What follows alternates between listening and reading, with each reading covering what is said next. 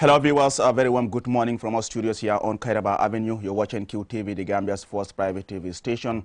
And of course, it is a very significant day in the Gambia as the President of the Republic, His Excellency President Adama Barrow, prepares to meet National Assembly to give his annual State of the Nation address, which is a constitutional requirement. I mean, this is the President's sixth SONA address, since he was elected in 2017. And of course, the first in his second mandate after he was re-elected in December of last year.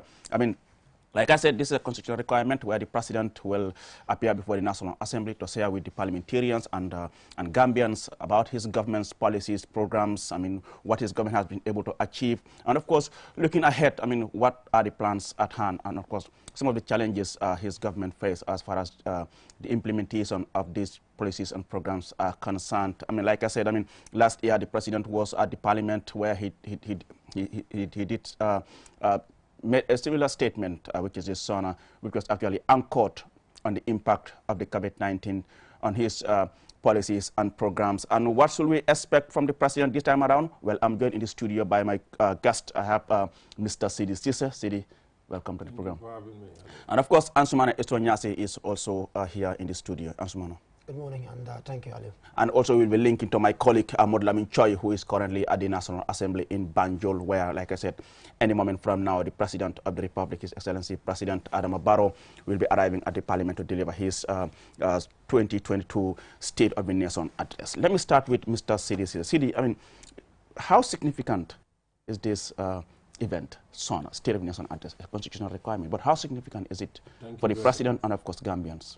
Thank you very much, Aliu, and good morning to our viewers and listeners. As you have rightly said, it's a constitutional mandate. This is the day when the President should face the National Assembly and the people of this Gambia to present, one would call it, his programs and policies for the next year. We remember we were here last year, 9th of September 2022, when the political, everything that was actually happening in the Gambia, we were all looking forward to the election of December 4th. And I remember us saying, the speech that he did, he was fighting for his political life. And now that the Gambians have trusted him and gave him their mandate for 5 years, and we have seen what is actually happening around the world, and we are not an isolated island as far as what is actually happening in terms of the economic, in terms of, global warming, all those things that are happening right now. So I'm expecting President Barrow to come and deliver a speech that will be very fundamental in the sense, how do we move the lives of the Gambian people forward? How do we curb the high price of goods and services in the country? And again, with global warming. So my expectations are very high, and I'm sure he will deliver to expectation. Expectations are very high. Like I said, you're watching QTV, the Gambia's first private TV station. We are also broadcasting on Q Radio on 103.3 and streaming on YouTube and Facebook at QTV Gambia. Before I bring in Ansumana Estonyase here, I understand my colleague Modlamin Choi is also on standby at the National Assembly in Banjul. Modlamin Choi, if you can hear me, what is happening currently at the Parliament?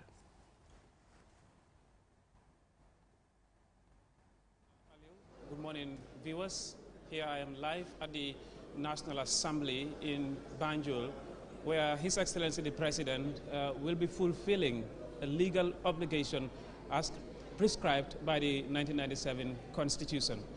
And what is happening right now is that guests are coming in. We still haven't had any National Assembly assuming his or her seat. So all the seats of the National Assembly members are currently empty. So as I just started, I was just trying to express the fact that it is a constitutional obligation the President very soon will be fulfilling here at the National Assembly. And we will be having all the arms of government for the very opportunity that the public, the citizens of this country will have is that all the three arms of government will have representatives here. So we are expecting the Chief Justice, the judiciary will be present with the judges of the High Court, the judges of the Supreme Court. We also have state ministers. We have seen the Minister of Tourism, the Minister of Defense, the Minister of Interior, and we just have one National Assembly who has just joined to assume his seat. We will also have members of the diplomatic corps, the development partners of the country. And you know, this is very important occasion when development partners of the country will come out to be in solidarity with the country. So what the President is expected to do shortly is called State of the Nation's Nation Address. So this is required by the Constitution at least once a year for the President to come to the National Assembly and explain the conditions of the country to the National Assembly members, the policies of government, the bills, the plans, and what has been done by government during the current year, and what plans are there to address certain concerns. So basically, these will be issues of public concern. The President is expected to deliver his speech on the government priorities in addressing the concerns of the country. So here, you've seen there, today we will have the Speaker of the National Assembly, Honorable Fabakary Tombong Jatta, assuming his seat. Of course, he's going to remain in that seat as the Speaker.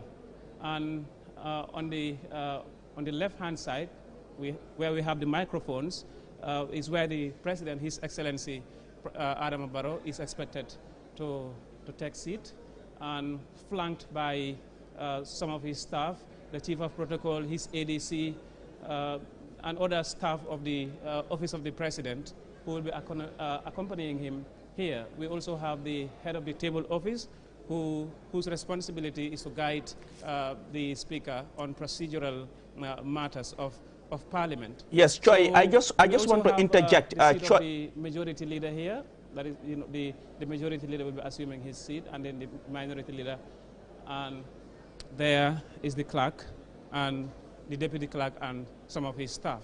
Choi, so Choi, I just want to, Choi, if you can. Of government here representing the country in a highly significant occasion when the President will be addressing the National Assembly on a constitutional requirement called State of the Nation Address. Yes, Choi, I just want you to give us a picture of what is happening outside the main chamber. You've already given us a description as to where the President will sit, I mean the Clerk, I mean the Speaker of the Parliament, the Minority Leader, the Majority Leader, but give us a picture of what is happening outside the chamber, I mean, please. Yes, what is happening outside the chamber, we've seen members of the Gambia Armed Forces lining up, preparing for a procession. The President will be welcomed in a procession led by the Army Band, that is members of the military who will be ushering the President to the National Assembly in a procession where we also expect the national anthem to be played. And we also have cultural troops there. We have other representatives, civil society organizations, and other people. We also will be expecting, spectators, members of the public can also join there. But maybe this was strictly by invitation. But we will have, some representation of the civil society organizations outside, the cultural groups. There is, a platform already, a stage established there. Okay. We have seats around, and basically to accommodate the guests for this highly important occasion. We also have the security who are here to make sure that there is peace and order, because an occasion of this significance, of this magnitude, at least demands high security to be in place. Exactly. And we've seen security officers, the PIU, the police. Of course, the PIU are members of the Gambia Police Force. We also see the military and other members of the security of the country outside, preparing to make this event a very successful one. Basically, that is what is happening outside. Thank you very much, my colleague Modlami Choi there at the National Assembly in Banjul, just giving us an update as to what's happening currently. And as you have heard from him, I mean, not much is happening as of now. The president is yet to arrive, and most of the National Assembly members are yet to assume their seats as they awaits the arrival of the President of the Republic, His Excellency President Adama Barrow, who is today addressing the nation as to what we call the State of the Nation address. Is a constitutional requirement, and he's going to address, I mean, this is going to be his sixth SONA, but also the first under this sixth legislature. As you know, the Speaker is Honorable Fabakary Tombong Jata. Thank you very much, my colleague Modlamin Choi there. And now back to the studio, I have my colleague Ansumana Esonyasi. Ansumana, you have heard from Choi just giving us a tease of what is happening there. But the importance of this event today. Ali, I think you know, Choi couldn't have said it any better, really. The fact that it's a constitutional requirement makes it even the more important, really. This is, it's more like a national conversation that we're having with the person we've entrusted with leading us. You know, a person we've entrusted with, you know, that mandate to take us through whatever challenges and dreams we have as a country. Now, if you look at the State of the Nation address, I think for me, you know, it's a very, very significant event on our national calendar. This is one opportunity that the Constitution has given us to hear firsthand from the President, you know, what our current state is as a country. What is it that his government has been able to achieve in the past 12 months? What are the challenges, and how those he and his government, or what they have in place to address those challenges. So I think it's important. I mean, it's like, you take an example, as I mean, individually, we all have dreams in life. We have challenges. What are we doing towards those dreams? I think for me, I mean, this is a very significant moment, and I am expecting a speech that would give us a clear picture as to where we are as a country and where we're headed, especially on the side of the economy, on the side of the environment, global crisis, the global you know, economic situation as well, which obviously is having an impact on us as a country, and I mean, like any other country. CD earlier mentioned the issue of, you know, the rise in the price of basic commodities.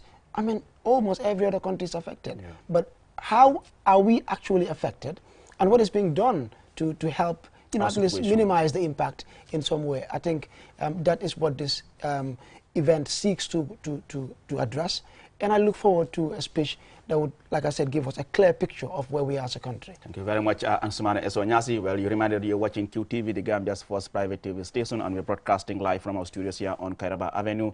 We also have our crew at the National Assembly in Banjul, where the President is going to address Gambians regarding his government's policies and programs, what he's been able to achieve, and of course the challenges, and I mean, what should be done to, you know, improve the life and livelihoods of Gambians in all sectors. I mean, we'll just take a look back as to the statement which was delivered last year by the President, and we'll start with the economy, I mean, finance and economic affairs. I mean, you've heard from the President last year where he said, I mean, despite the economic challenges, domestic resource mobilization in 2020 amounted to an incredible performance of $13.4 billion. Of this, actually, he said $11.8 billion was tax revenue and $1.8 billion is non-tax revenue. We will take a listing of an insert from that aspect as far as the economy is concerned, and then when we come back, we will discuss in detail about that sector. It's my singular honor and pleasure to invite His Excellency President Adama Barrow to deliver his address to the National Assembly. Thank you, sir.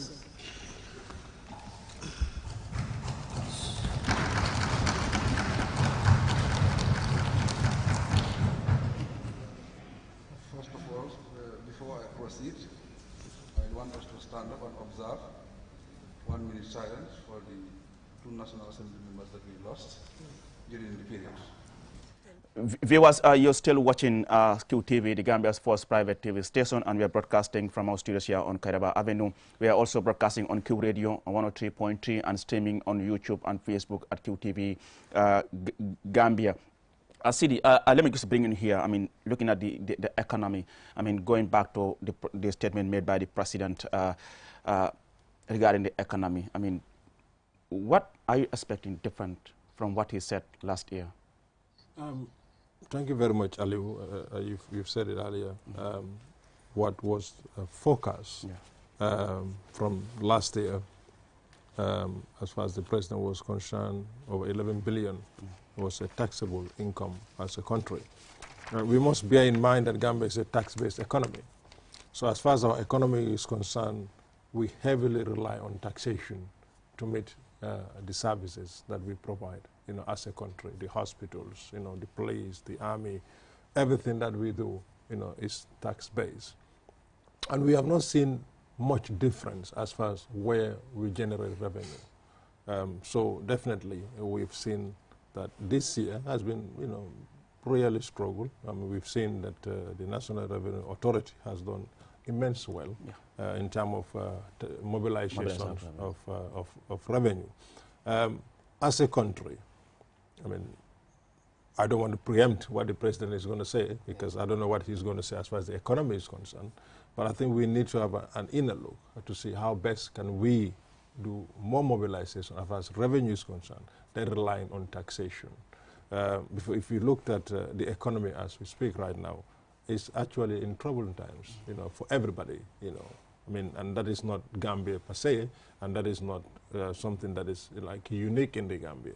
And sometimes I tend to hear people, you know, talk about a lot of things as everything is expensive, and that's you know, that's fair enough. You know, things are not how it was before, but that is actually what has happened around the world. So what I expect from President Barrow and his government and from his statement today is to tell us what mitigation would he do, you know, in terms of trying to control that, because you cannot stop it. I mean, we tend to bring at least 80–70% of our goods, you know, brought into this country. We are not heavy farmers that produce our food and stuff like that. Most of our services are imported. So what is he going to do? We know that government have worked so hard to make sure that there is no tax on certain, you know, essential commodities such like as rice and stuff like that. So, but is that still helping us? Probably not.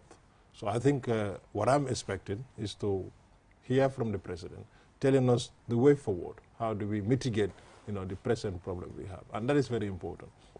And when you come to security as well, I know we're talking about economy, but we can just widen up a little bit.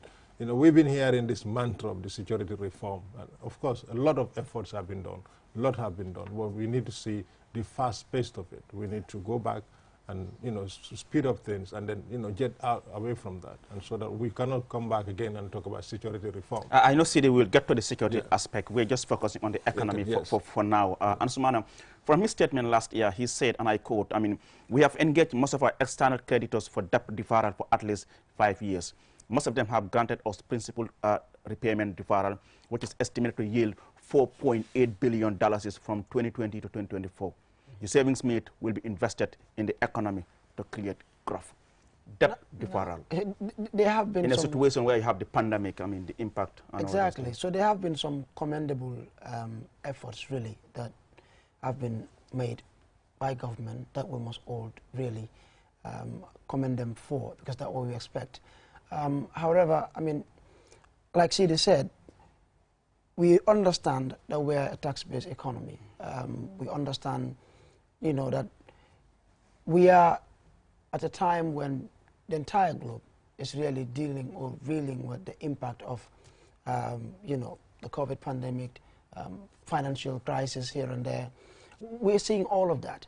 However, what is government doing to lessen the impact at our level is what we would want to hear from his statement.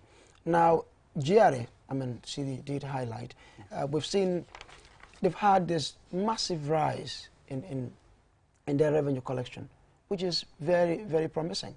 I mean, they're targeting 13 billion this year. Yes, and it's like they've been meeting all their monthly targets. And despite the pandemic, they've been able to... Despite the pandemic. Yeah. So I think for me, the fact that we are a tax-based economy and the main state institution that is charged with that responsibility of collecting revenue for all of us on our behalf is able to meet its monthly targets. Now that's promising and it's quite commendable. But what do we do to at least have this shift, you know, where we don't have to continue to go through that national stress of we have to achieve this, we have to get this, we have to get this, you know. And Suman, those are live pictures from the National Assembly where the public is now, people are now coming in one by one to join the President and the members of the Parliament for the deliberation on the State of the Nation address. You can yes, I mean, beautiful pictures there.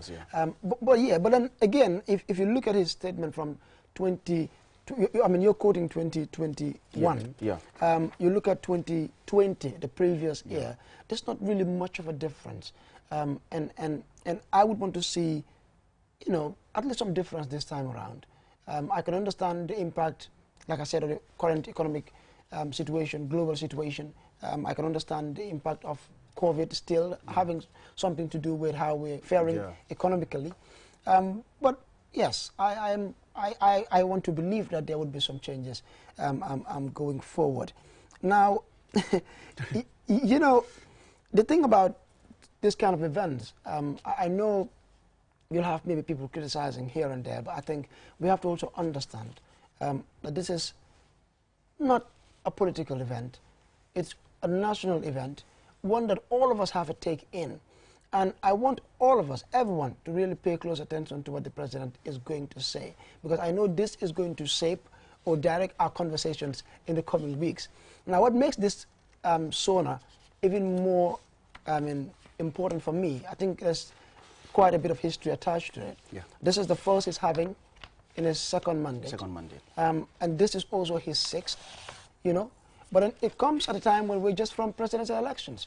So, I think it's one we should all really, you know, have so much interest in, especially in light of our current economic situation, where you have industrial, you know, action going on here and there. We've seen even within the economic sector. I know we'll get there.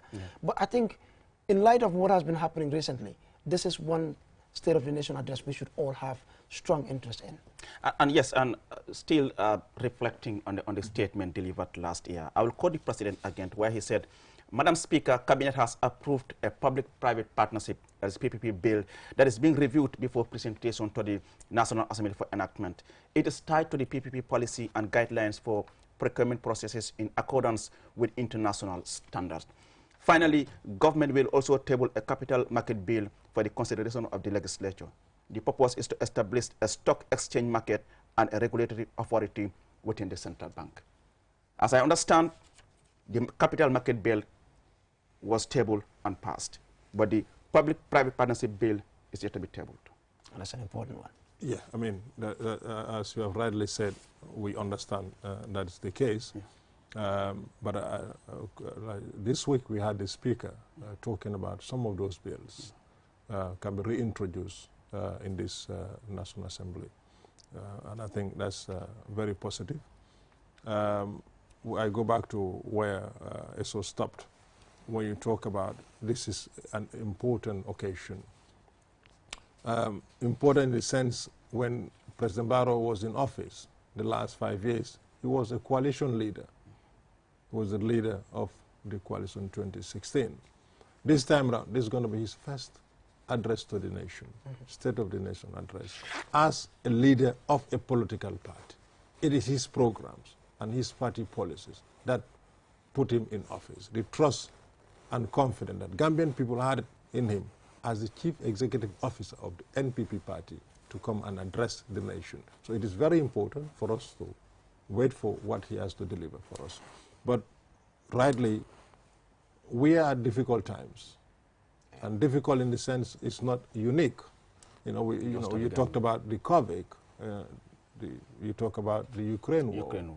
So all these things are factors. So, but what we need right now is the government of the Gambia to inject some muscles, whether it's going to financial muscle, whatever muscles they're going to bring here. It's not rocket science to see that our growth, you know, progress, and let Gambians feel that, you know, the real suffering that we are all complaining about, and it is mitigated at least, you know, at somehow. In other ways, I mean, you partly belong to the private sector as well. You're doing your own thing, employing Gambians. I mean, the PPP bill is still not tabled. what do you anticipate from this bill when, if tabled and enacted? I mean, if it is tabled and enacted, I mean, I don't have the opportunity to look at the bill, but I think it is a step in the right direction. And I think as private sectors, for especially small businesses, need to be more engaged, you know, as far as building this country is concerned. Because it is always, I'm always saddened when I see, you know, other countries where small businesses and businesses, ingenious businesses, would come together to push government and work with government for a better success as far as the building of the country is concerned. But in the Gambia, we tend to be on a very snail pace as how we involve small businesses. And it's very important. You cannot rely, you know, heavily on, you know, as far as your country's growth is concerned, on foreign businesses and external business. It's not going to work. It's not going to work. And one thing I also want the president to look at is how do we reform our financial institutions. That is very important. We have banks here. They do very little for small business, in fact, none. So these are all things that need to be looked at. So fundamentally, what we need to see is government to engage businesses. You know, I'm not saying go out and give them incentives, but do anything that will mitigate their suffering so that they can open up and growth can happen. So, but, you know, being a tax-based economy, you know, GRA will continue to receive tax, and that means they continue to twist the arms of small businesses and businesses to pay more tax. And the more they pay more tax, the little they invest. So the more tax you pay, the little you invest. So, okay, it is okay to take, you know, 11 billion, 13 billion, fine. But that 11 billion, 13 billion is stopping a small business to at least open up for more, you know, employment, you know, for more investment. So we need to find the balance. And the balance is, you know, get the small business. And again, you know, we've seen the president have formed the cabinet for almost 6 months, roundabout. But we still don't have a trade minister at these trying times. So it is important, after this State of the National Address, I would have seen somewhere in media that the president have decided to appoint somebody as a trade minister, because it's one of the most important ministries as we speak. Sure. It's one of the most important ministries as we speak. We will get to the Ministry of Trade. Like you said, it's a very important ministry, and then we cannot continue having a government without a trade minister, even though we understand the current finance minister, C.D. Keita, is overseeing that ministry, where he had previously served as a minister as well. So I'm sure he has a huge understanding as far as the running of that ministry is concerned. But it's good to have a minister solely responsible for when we are in trying times economically. The Ministry of Finance and the Ministry of Trade, you know, they are burdened. They have a load to deliver. Exactly. So you cannot have that one person. Of course, multitasking is good. I mean, the minister is a figure, but you have the technicians at trade. But the minister is the one who drives those policies. So it's important that we go back and, you know, let that happen immediately, and we move things forward. Well, viewers, you're reminded that you're watching QTV, the Gambia's first private TV station, and we are broadcasting live from our studios here on Kairaba Avenue here in the Gambia, West Africa.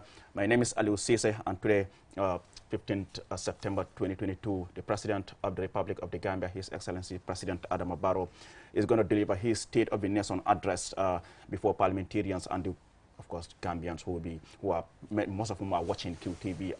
Those others are following on Q Radio, and those online following on YouTube and Facebook at QTV Gambia. And my guest, Mr. C.D. Cisse, and my colleague, Ansumane Esonyasi. I also have my colleague, Modlamin Choi, currently at the National Assembly, to give us up to speed as to whatever is happening there. Ansumane, I mean, earlier on you heard from C.D. talking about empowering indigenous businesses. How important is this to make sure we take control of our economy? This is one bill. Because we have so many Gambians who are really doing well, investing in their own country, and they need to be empowered. You see, Aliou, this is one bill I want to see passed. The reason is, look, the evidence is there. Whenever government partners with, private businesses, especially Gambian-owned businesses, we've always had that success.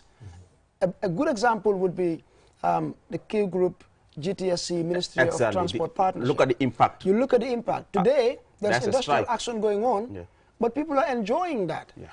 I think, I mean, you get this guarantee because these are businesses based in Gambia. I mean, CD runs a business. This is where he lives. If you empower him, you're basically empowering hundreds of other people. So I think for me, this is one bill I want to see passed. and I hope government will continue to engage, these indigenous businesses, supporting them. At least it lessens the burden on government as well. Because these are Gambians, they're employing Gambians, the businesses are based in Gambia. So I think this is one bill I really want to see passed. In most cases, they see Gambia first before anything, because they wouldn't allow Gambians to suffer. Sure. And like you said, citing the partnership that we have seen between GTSC and of course the Q group having these buses, and you've seen the impact. Thank you very much, Eso and Aliu. See, when you looked at other economics, you looked at other countries when they're going through these trying times. They bring formulas. And I think today, as we sit here, we're going to hear that formula from President Barrow. That's my expectation. And the formula starts from where? The economy. And those who runs this economy are the businesses. Yeah. There are so many young Gambian businesses here. Gambians are trying left, right, and center to create jobs, pay revenue, pay tax, and all these things. So what formula is President Barrow going to bring out that will be used to empower these small businesses, to empower Gambian businesses, and make partnership with the state? Say, for example, what the Q Group did. If Q Group can have more financial muscles and bring not only 38 buses or 33 buses, and but another 100 buses, for example, that would actually help. We'll have our safer roads. You'll go to work very tidy. Nowadays, if you are running to get into most of these vans, you end up losing your pocket outside because they pickpocket you. Yeah. It happens all the time. Very true. A couple of days ago, I was just driving, and the lady just carry her hand on her head, start screaming, "Smoke pause with them now," because she was trying to get into a van. So when you have in this public transport, it's safer on our roads, comfort on our road, and you as a passenger, you get in there, because there is no scramble, and the driver or whoever is there is keeping an eye on you, who is on your property. And there are CCTVs as well. So it is important for us to move this country forward, for the government to take a lead role in empowering our businesses, the Gambian businesses, create incentive for small business. You see, all over the world, after the COVID, small businesses have been given incentives, tax breaks, you call it, whatever. But that is not what happened in the Gambia. It did not happen. And I want to see most of these government contracts given to Gambian businesses. Absolutely, absolutely. We've seen it here. Where businesses who are here can do very well have been marginalized. Yeah. And we don't want to go into all that negativity. No, but it's important. It's really important. It's important for this country to move forward. We must put Gambian businesses at the forefront. Absolutely. And I must take this when Mohamed Jah said, the local content bill. Exactly. Yeah. It's important. He's really been... And he's been emphasizing this. And not only him, even other investors, local I know investors. Gambians here who definitely are smart and dedicated and love this country. And they can do anything for this country, but they must be supported. Thank you very much, CDC and my colleague, Ansumana Eso Nyasi. We'll go for a short break and we'll be back soon. Stay tuned. Have you been looking for the perfect indoor router with long-range Wi-Fi coverage and faster internet speed connecting all your smart devices? Well, we present to you the QCell Indoor Router, a router that has all you need and much more. For just $4,275, you can get 4G plus internet speed, wide coverage, and connect up to 15 devices. That's not all. The indoor router can be used for both office and home needs. So, enhance your internet experience with our indoor router. For more info, call our customer care on 111. QCell, Senior Plus, we innovate, others follow. Medicalia is a high-quality clinic from Europe, which is now in the Gambia. Do you have an eye problem? Do you feel a hearing difficulty? Medicalia is here to ease the pain for you. The first and only hearing aid dispensing facility nationwide, where patients can be tested and treated to recover from their hearing loss. Fitted with latest generation equipment, our doctors can provide healthcare assistance for eyes, ears, nose, and throat. Common diseases like glaucoma or diabetic retinopathy can be diagnosed and followed up for fast and correct treatment. Make your appointment with the eye or ear, nose, and throat ENT specialist today to relieve any pain you might be feeling, as consultants are available daily. Contact us for more information. Visit us at Tropic Shopping Centre near Senegambia from 9 a.m. to 11 p.m. every day of the week, or call us on 503-4411 or 7767-123.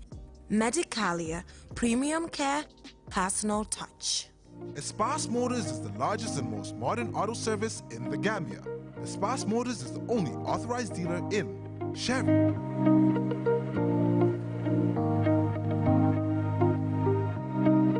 Mercedes-Benz trucks, Mercedes-Benz buses, Kia, Ford, Futon Mini and Midi buses, Futon trucks. At Espas Motors, we have qualified professionals who use modern technology to diagnose and repair all brands of motor vehicles. Espas Motor services include auto sales, auto repairs, vehicle painting, availability of high-quality spare parts, towing services. We are reachable at any time. Call Espas Motors on 352222 353-4444 or locate us on the Bertil Harding Highway. Espas Motors.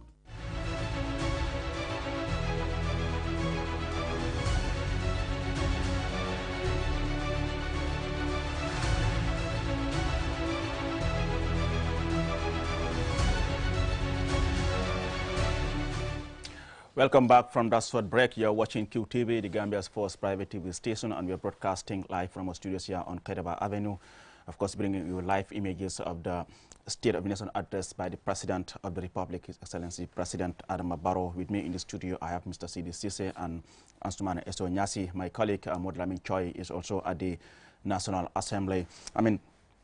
Before we went on the break, we were talking about the economy, the finance and economic sector of this country. And let's just take a listen of a clip of what the President said about this sector in his last address in 2021.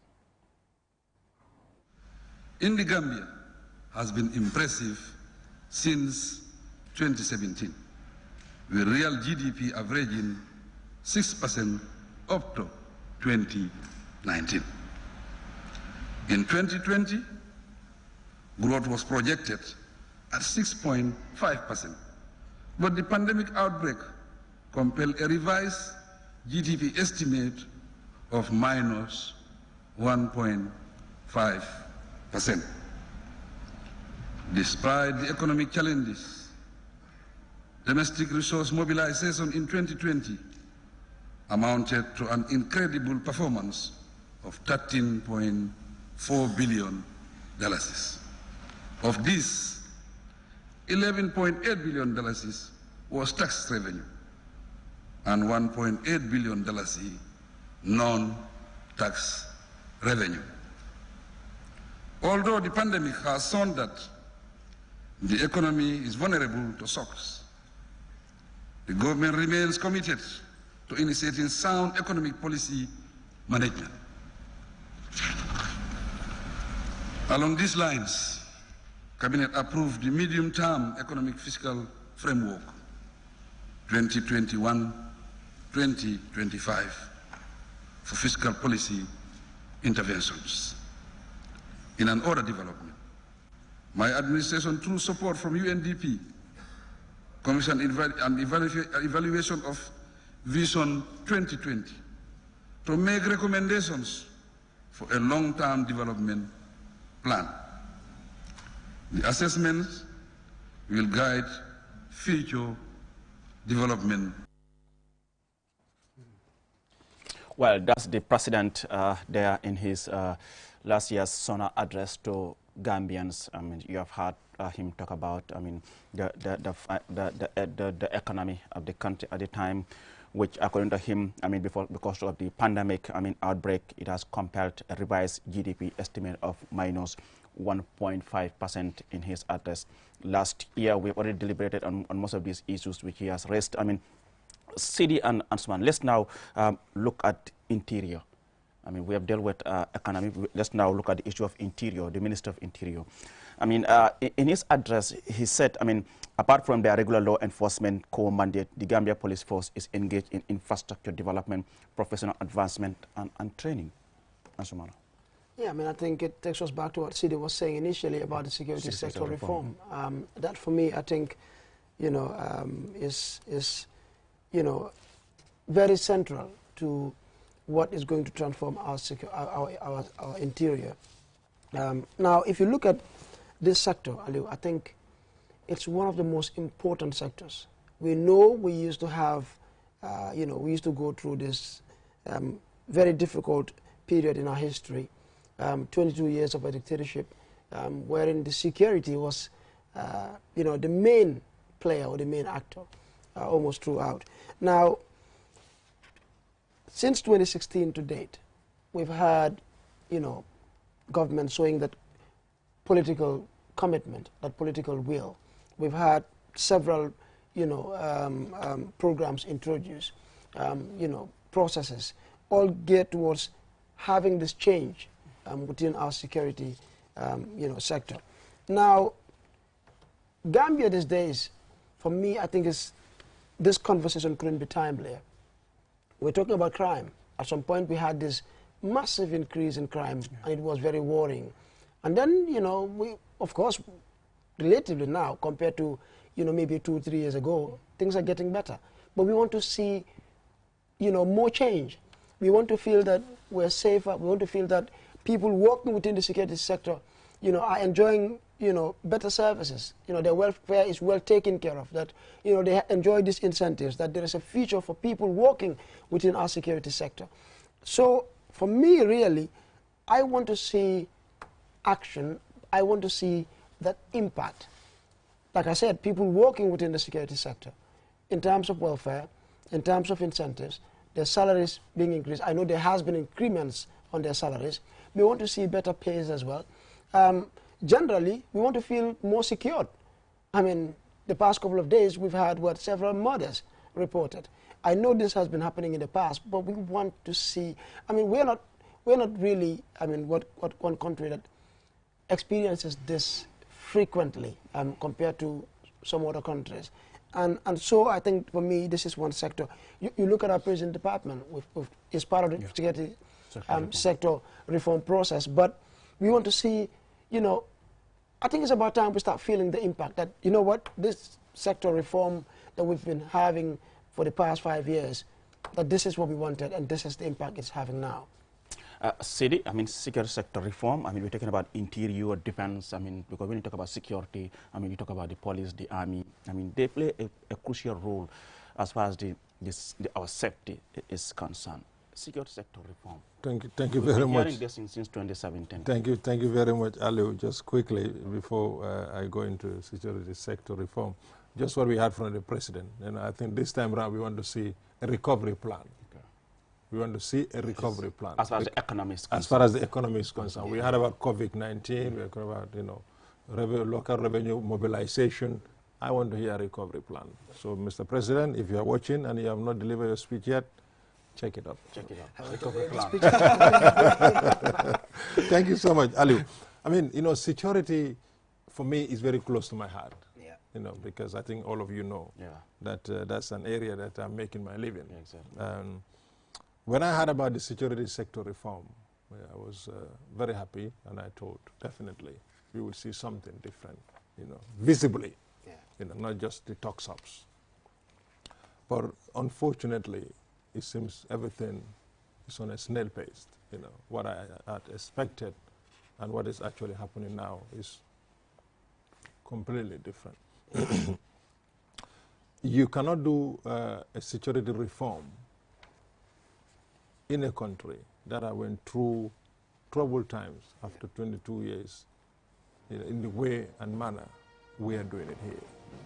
We should have done things that, for me, when you talk about reform, you have to reform the people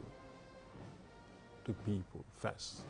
So what should have been done was their knowledge, people in uniform, men and women in uniform, their knowledge of the job and the character of these people.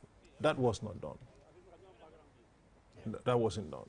So somebody can be out there in Brusubi as a police officer, but have very little knowledge as far as the powers of the police is concerned. So that's missing. And somebody out there must have been one person who always torture people, but still continue to wear our uniform. So that was not done. And we talked about how do we move forward. Let's take, for example, with the police, for example. You know, in this 21st century, we are talking about democratic policing. I would have expected our police officers today, everybody out there would have a notebook to take note, the police notebook. That you take note of everything that you come across, what you see, what you hear. That is not done. That is not happening. I see police officers in the street who doesn't even have a pen. See, how so are you? They don't have a small book in their pocket. They don't have it. I mean, we are on live television. The IGP, Ablai Sanyang, can call me and say I'm wrong. They don't have it. The truth is they don't. They don't have it. But they have their phones. Maybe they are playing on the phone. Phones to do what? I mean, you know, this guy is so it's not happening. Yeah. And when it comes to communication as well, in this 21st century, you want to tell me our police forces cannot have radios, communication radio sets?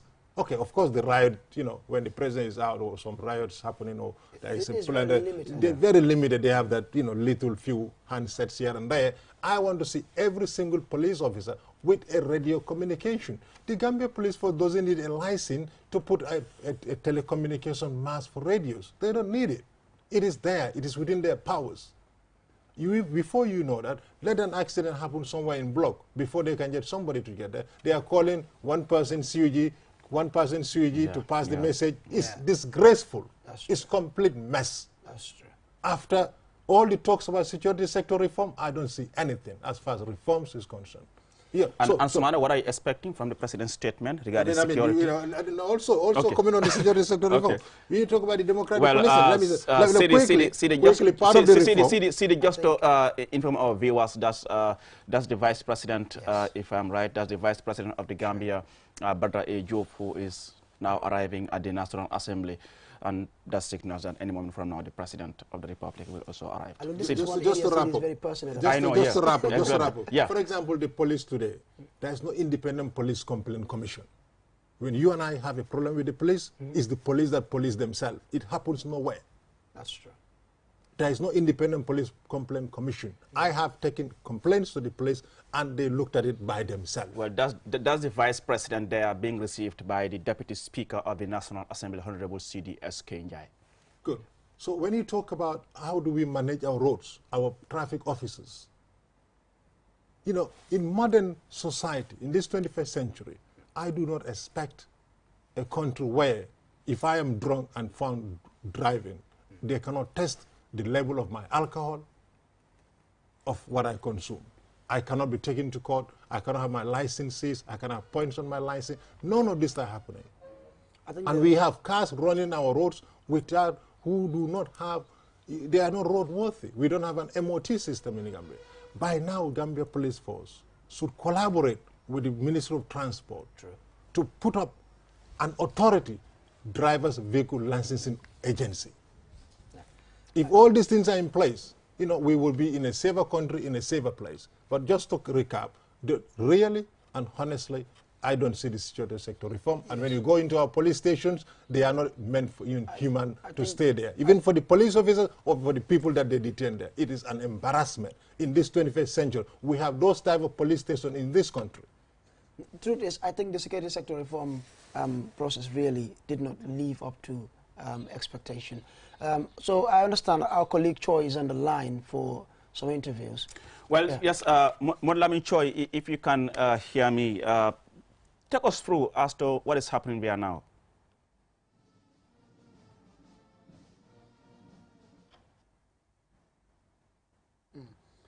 Okay. So yes, I mean, while we wait to reconnect with Choi, I mean, I think CD has touched on, you know, some very salient points. Well, we've just witnessed the Vice President, you know, coming to this ceremony. We also have National Assembly members with us here who will want to talk to us about their expectation. And I have here Honorable Yaya Sanyang, the name for Ladirkunda Sabeji, and he would like to tell me what his expectations are on this special occasion. Honorable, what do you expect the President to address in his speech today, State of the Nation address?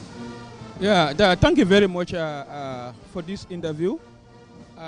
State of Nation address, commonly known as SONA, It's a constitutional requirement by way of Section 77 of the 1997 Constitution, which is in tandem with our Section 24 of our own National Assembly Standing Order, that every year the President shall come and give a State of Nation address. What I'm expecting today is nothing but the truth, whole truth from the President, state of affairs of this country, because we are citizens of this country, we all know the state of affairs of this country. So what we expect from the President today is the entire truth, nothing but the truth. What are the particular area of concerns of your constituency you would expect the President would at least talk about in his speech? I would not probably want to single out my constituency from the Gambian problem. It is just for example, because your constituency, the challenges that they are facing, the problems generally represent what the problem of the Gambian people. So that is context, please. That is why I said I will not want to single out my constituency and neglect other constituencies. The problem of my constituency is the problem of every Gambian. Good roads, high skyrocketing of prices, health care problems, electricity problems, water problems, this all over the country. So this is what I expect the President to address. What are the remedies, what are the solutions that his government is coming up with to tackle these problems that the entire Gambians are facing. So we will expect the President to tell the truth, nothing but the truth, as I said it before. Thank you very much, Honorable. Thank you. We also have another National Assembly member who will be talking to us on this special occasion. And as you've heard, the concerns that he would want the President to address on this special occasion, State of the Nation address. Here we have the National Assembly member for Lower Nyomi, Honorable Tamsir Cham. Honorable, in this special occasion of State of the Nation address, the President will be addressing the National Assembly members, and you are one of them. What would you expect, based on the concerns of the public, the President to talk about? Oh, thank you very much, and good morning, viewers. Mr. Choi, you are right.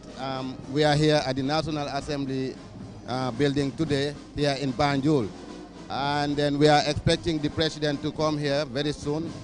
He will arrive very soon, and then he will be addressing the nation. And then what we are expecting, inshallah, he will be talking about the economy, the security, and then and partly agriculture, even, definitely. In general, he will be talking development, inshallah. In what specifically about agriculture security are you talking about? Security is, is large. Agriculture also the same thing. What are the concerns in terms of those areas? Yeah, you are right. Let's start with the security. That is the security of the nation. Peace and stability of the country is one of its concerns. And then when we talk about agriculture also, at this time it's rainy season, and then farmers are suffering. And we are expecting him to talk about how to help farmers in order to make sure that their agricultural products are buy, and then definitely how to help them in general, definitely. Thank you very much, Honorable. Yeah. Thank you very much, Aliu. We've heard from two National Assembly members who have shared their concerns about their expectations of what the President's speech should contain. And I thank you so much. I'll leave back to the studio there. Thank you very much, Modlamin Choi. We are talking to Honorable National Assembly members Tamsir Cham and Yaya Sanyang. They are, sharing what they expect to hear from the President as he prepares to address the National Assembly in his 2022 State of the Nation address. Sidi and Sumana, let's now move to, earlier we talked about the Ministry of Trade. As we understand, there is no minister solely responsible for... You don't need security. Ansman have not come on. Ansman, you want to say something about security? Yes, because, very soon the President, and we need to cover most of these areas. So we just have to summarize. I think I pretty much share, views with CD. I mean, security sector reform, all of us will agree. I think even the President's, staunch supporters would admit to this to some extent at least, that it is one of those sectors that really did not live up to expectation under his administration. I'm referring to the reforms that were set, that his administration set out to make within that sector. Truth is, the process since it was launched we really haven't had, seen any changes really in that sector, in all honesty. And I think it's something they need to seriously look at, especially, going into his current mandate. That is one sector that seriously needs to be looked at. Thank you very much, Ansuma. So, Nyasi viewers, you reminded you're still watching QTV, the Gambia's first private TV station, and we're broadcasting from our studios here on Kairaba Avenue. Another crew is also at the National Assembly in Banjul as we bring you live coverage of the 2022 State of the Nation address by the President of the Republic. Let's now move to the Ministry of Trade, Industry, Regional Integration and Employment. In his address last year, he said, and I quote, despite the constraints posed by the pandemic, the Ministry of Trade, Industry, Regional Integration and Employment registered significant progress on its priority programs. Key among them is the development of a new medium-term plan 2021-2025. And even further to say, to strengthen labor administration, the sector equally revised and updated the Injuries and Compensation and Factories Act and will be submitted to the National Assembly. Let's take a listen of a clip from the President's statement as far as this sector is concerned. And when we come back, we will discuss in detail about this area. In rural communities. Trade, industry, regional integration and employment, Madam Speaker. Despite the constraint posed by the pandemic, the Ministry of Trade, Industry, Regional Integration and Employment registered significant progress on its priority programs. Key among them is the development of a new medium-term plan 2021 to 2025. The Ministry also reviewed and updated the 2007 Labour Act to align it with ILO standards and international best practices. It will submit the bill to the National Assembly for consideration. To strengthen labor administration, the sector equally revised and updated the Injuries Compensation and Factories Act and will submit it to this Assembly. Madam Speaker, distinguished ladies and gentlemen, to implement the revised Labour Acts, the Ministry of Trade has established an Employment Service Center at the Department of Labour. This is to facilitate linkages between job seekers and employers. The new 5 years sector strategy plan will help to make the center effective. To promote exports and investment, the Ministry, through GAIPA, successfully developed a new national export strategy, 2021-2025. The strategy outlines key priority areas such as agribusiness, fashion, tourism, and fisheries for the Gambia to realize its export development aspirations. In addition, the sector through GAIPA issued 18 special investment certificates, SICs, in 2020. These had a combined investment portfolio of $93,615,493 US and a combined employment capacity of 824 staff members, of which 279 are women. The President Bear, in his last year's SONA address, talking about, what his government is doing as far as the Ministry of Trade, of course, employment, regional integration is concerned. CD, you have heard from the President, like I said, he said, to strengthen what he said, the labor administration, the sector equally revised and updated the Injuries Compensation and Factories Act, and this, he said at the time, will be submitted to the National Assembly. But in my findings, I've realized this Injuries Compensation and Factories Act is not yet tabled before the National Assembly. But from what we have heard from the President, are you expecting anything different, judging by what have transpired from the last address to now? Thank you. What will be the focus? Thank you very much, Aliu. I'm glad that at least you brought that to our attention, that that bill have not been tabled before the National Assembly. I'm not happy about that, and I think definitely these are things that needs to have been done. at least to protect our young men and women as far as industrial injuries are concerned. So hopefully we will see something different this time around. As far as trade is concerned, Gambia, we are fortunate. I hear this all the time, say 60 or 50% of our population are youthful. Youthful. Yeah. And when you say youth, not just youth, but youthful. Youthful age means they have the energy. Yeah, like Ansumana and you and many others. You don't build that category actually. I'm aging now. I'm aging now. So as far as the Ministry of Trade is concerned, definitely I expect a lot more as far as the last year is concerned. This time round to see, a lot of work between the ministry and the private sector. And guys, let's bear in mind, the government, as we speak right now, is not the biggest employer.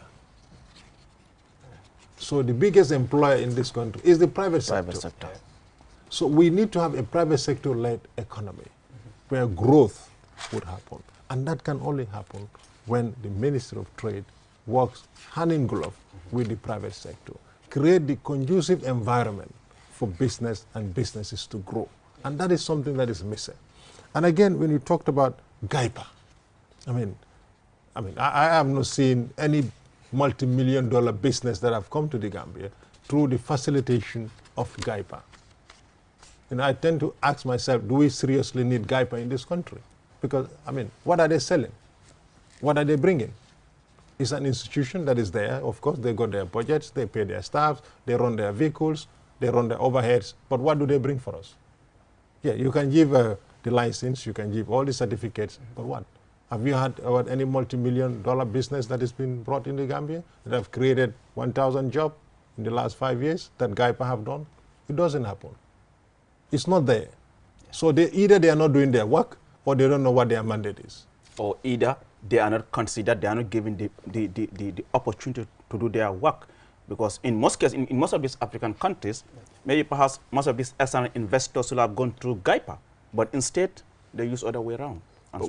This could be but we don't actually have those investors here. We don't have them. But we must also, GAIPA also must be honest to say, what are the obstacles? Okay, you can have your fat salary as the managing director of GAIPA or senior administrative officers and stuff like that. You wake up every morning and go to work. But are you fulfilled as a person? Because you've been entrusted to do something. This is what pissed me off. I'm sorry to use that. Because, just because my brother Eso is given a job, he drives a 6-cylinder vehicle with a driver and all that. You go to an office day in, day out. But what have you done for us? We are paying you money. Yeah. What have you done for us? We all know, as far as business is concerned, energy is important. Infrastructure is important. Gambia, when it comes to business, the internet is very expensive. The reliability is an issue. Electricity is a problem. Infrastructure, our road network is a problem. Water is a problem. All these issues are problems. If these problems are here, and GAIPA knows about this, why not they come out open and tell us the truth? You know what? We cannot bring a multi-million business because of Y, X, and Z. And this is the fact.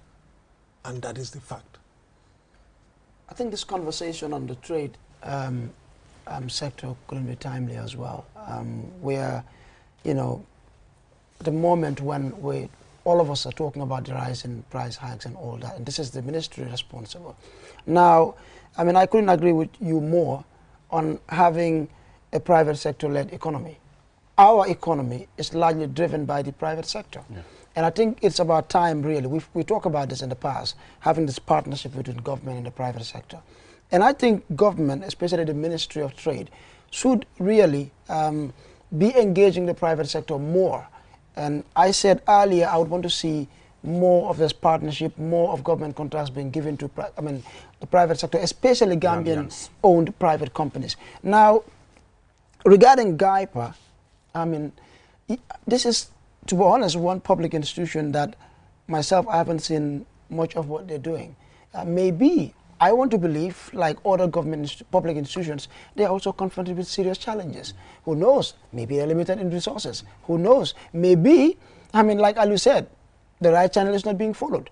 But again, this is these are conversations we need to have. I think as a country, we really need to have this reflection, to have this difficult conversation as to where we are, what challenges we're facing, and where we want to be in the next 5 or 6 or even 10 years.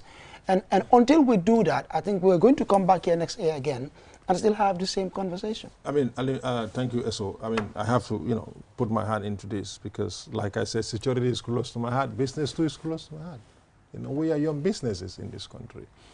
Can you imagine that we still have to import onions? Well, Sidi, from those live images, it appears the president is now on his way to the National Assembly building in Banjul. I'm seeing the press vehicle there, and that crowd seems to be some party supporters of the NPP and other well-wishers who are currently, escorting the president to the National Assembly in Banjul. Yes. Yeah. I mean, when you talk about trade, Gambia, our vegetables, most of the things that we consume, we import them, from onions to potatoes, to to eggs, chicken, and all this. And we talk about a youthful population.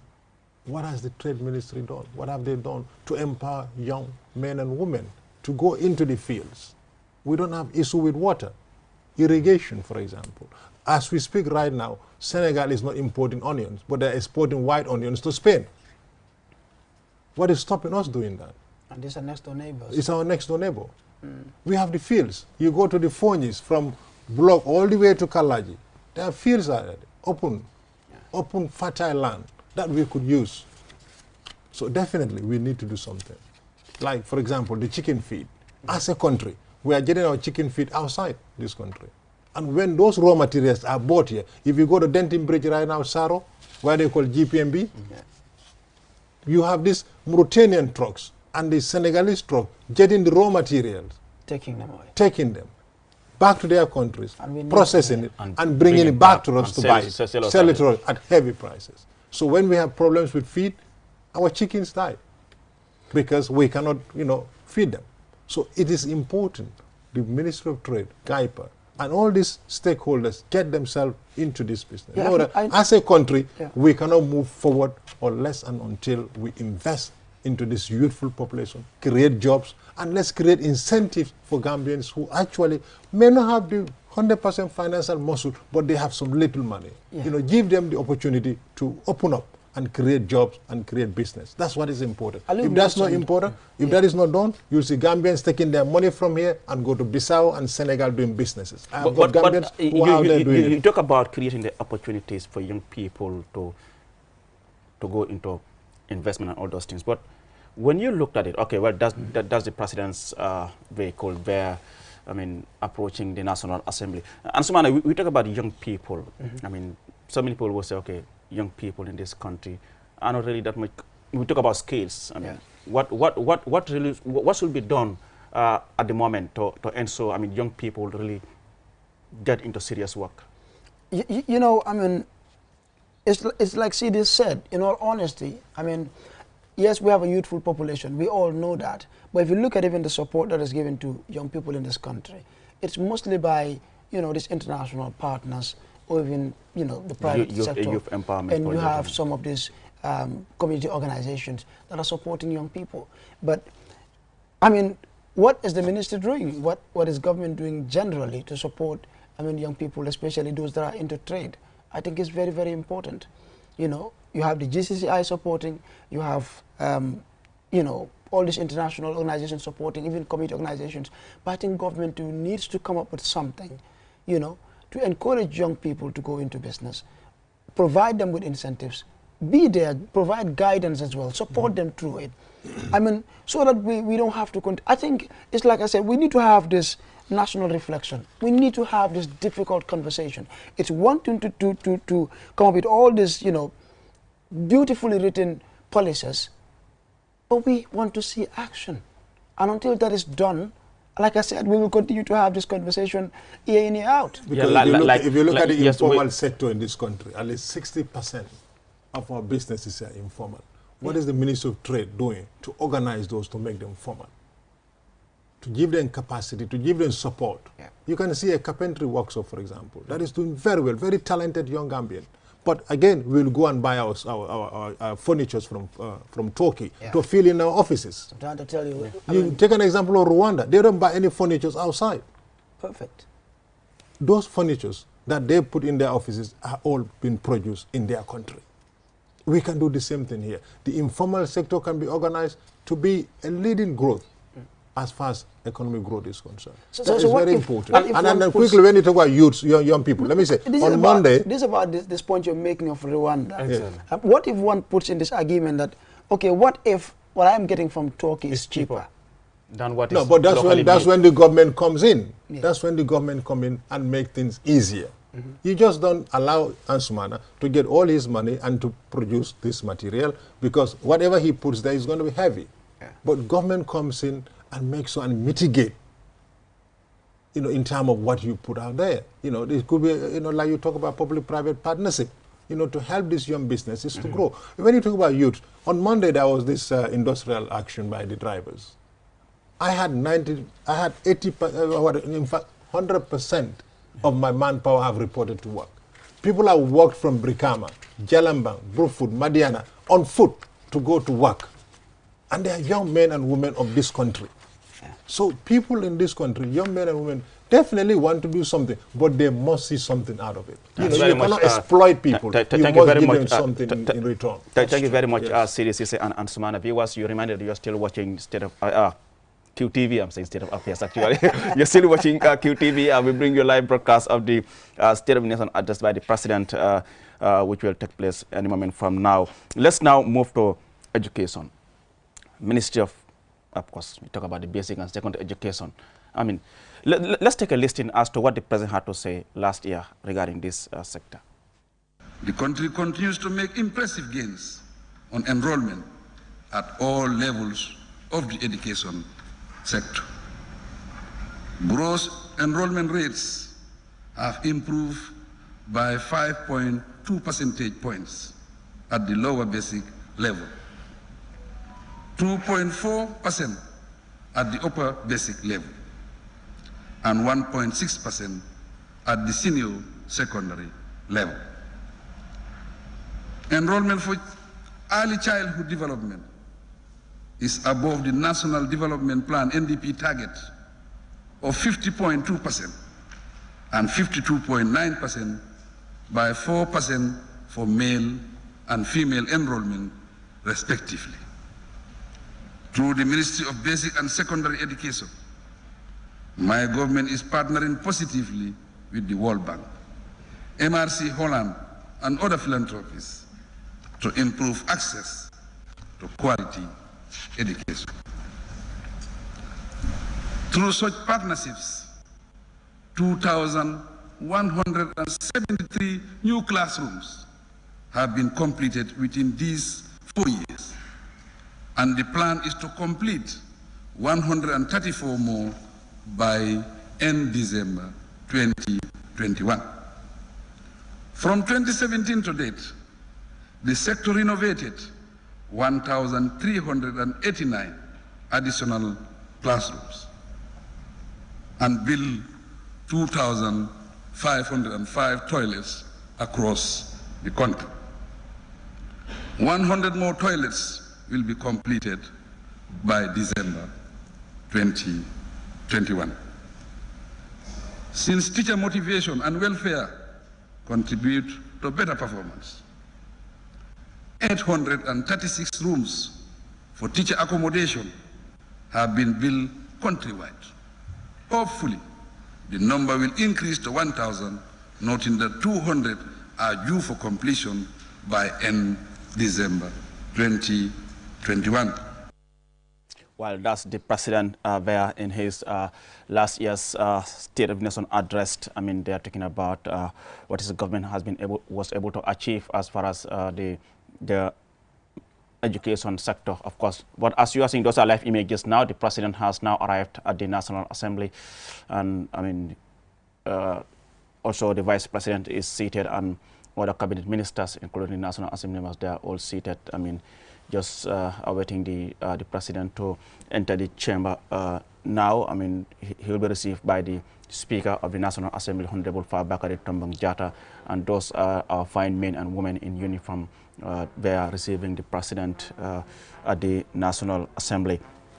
Sidi Ansumana, you have heard from the President. He talked about, of course, this was last year, about enrollment, teacher motivation, and all those things. But going by the recent WAS result that we saw, quality seems to be a concern. Yeah, we had that debate here.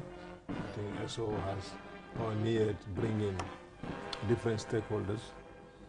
Sidi, let's go to the Parliament now for national anthem.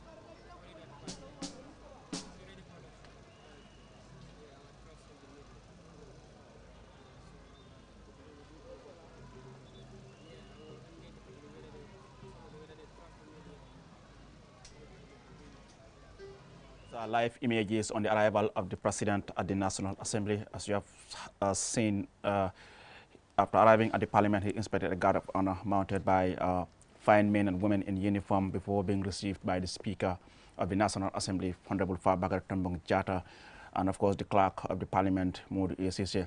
And of course, National Assembly members were also at hand to greet the President. We have seen chiefs from across the country, and of course, staff of the National Assembly were also at hand to receive the President, and he has now entered the Parliament, and any moment from now he will be seated to deliver his 2022 State of the Nation address. Once again, you reminded that you're watching QTV, the Gambia's first private TV station, and we're broadcasting live. I mean, we are also broadcasting on Q Radio on 103.3, and of course streaming live on YouTube and Facebook at QTV Gambia.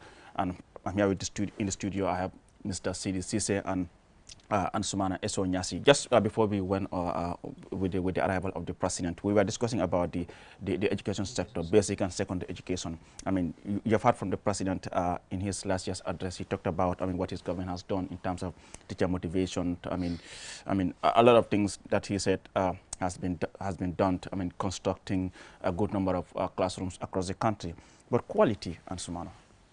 I mean, Still, not only quality, in as much as we would commend them for some of the actions they've taken to improve teacher welfare. You mentioned salary increments. We've also seen teachers wanting or calling for strikes a couple of times. Yeah. To this day, teachers are still complaining. I mean, a few weeks ago, 3 weeks ago, I think we had the permanent secretary at MOPSI, and the former PS as well, who's also very much passionate about education, Dr. Barry. I mean, on one of our platforms here on QTV, and they highlighted some of the challenges they're still facing, the lack of teaching materials. I mean, the education sector being, they feel it's not given that much attention it deserves. The resources aren't there. I mean, they've given us that picture, actually, of what is really happening. Now, we will commend government for some of the actions, but I want to believe, that in light of the results we've had, especially, within our junior secondary school category in the past couple of years, it shows that we're dropping in quality, and you highlighted that as well. I think this is one area we need to look at. Education, for me, is the backbone of any country. Even the economy we're talking about, you need people with experience, people who are well educated to be able to, have a very functional economy, and it applies to all other sectors. It feeds every other sector, basically. So we need to really look at our education sector, strengthen it, give it all the support it needs. It's not, it shouldn't just be mere lip service, reform this, reform that. No, it goes beyond just building the infrastructure. It's important. We can build all these schools. We've seen, the proliferation of, schools during Jammeh's time. But then you compare the quality, back in the days and now. When you had few schools. There's a stark contrast. And I think it's important, really, that those who are in charge, the technicians there, and anyone who is within that sector, government, I think, should take the lead to ensure that we review our entire education sector, see where we are not doing well, and try to improve, especially on quality. And Sidi, what are you expecting from the President as far as this sector is concerned? Thank you very much. As you have said it, and I cannot say more than he have said, but just to buttress on what he said, like you highlighted, quality is very important. I think that is one thing the government needs to look at. And you cannot have quality without not making investment. And two, also, the curriculum is also important. Yes, I was coming to ask about the curriculum. Is very important. When you looked at our materials that are in schools, they really need to be looked at. Yeah. They are aging. Yeah.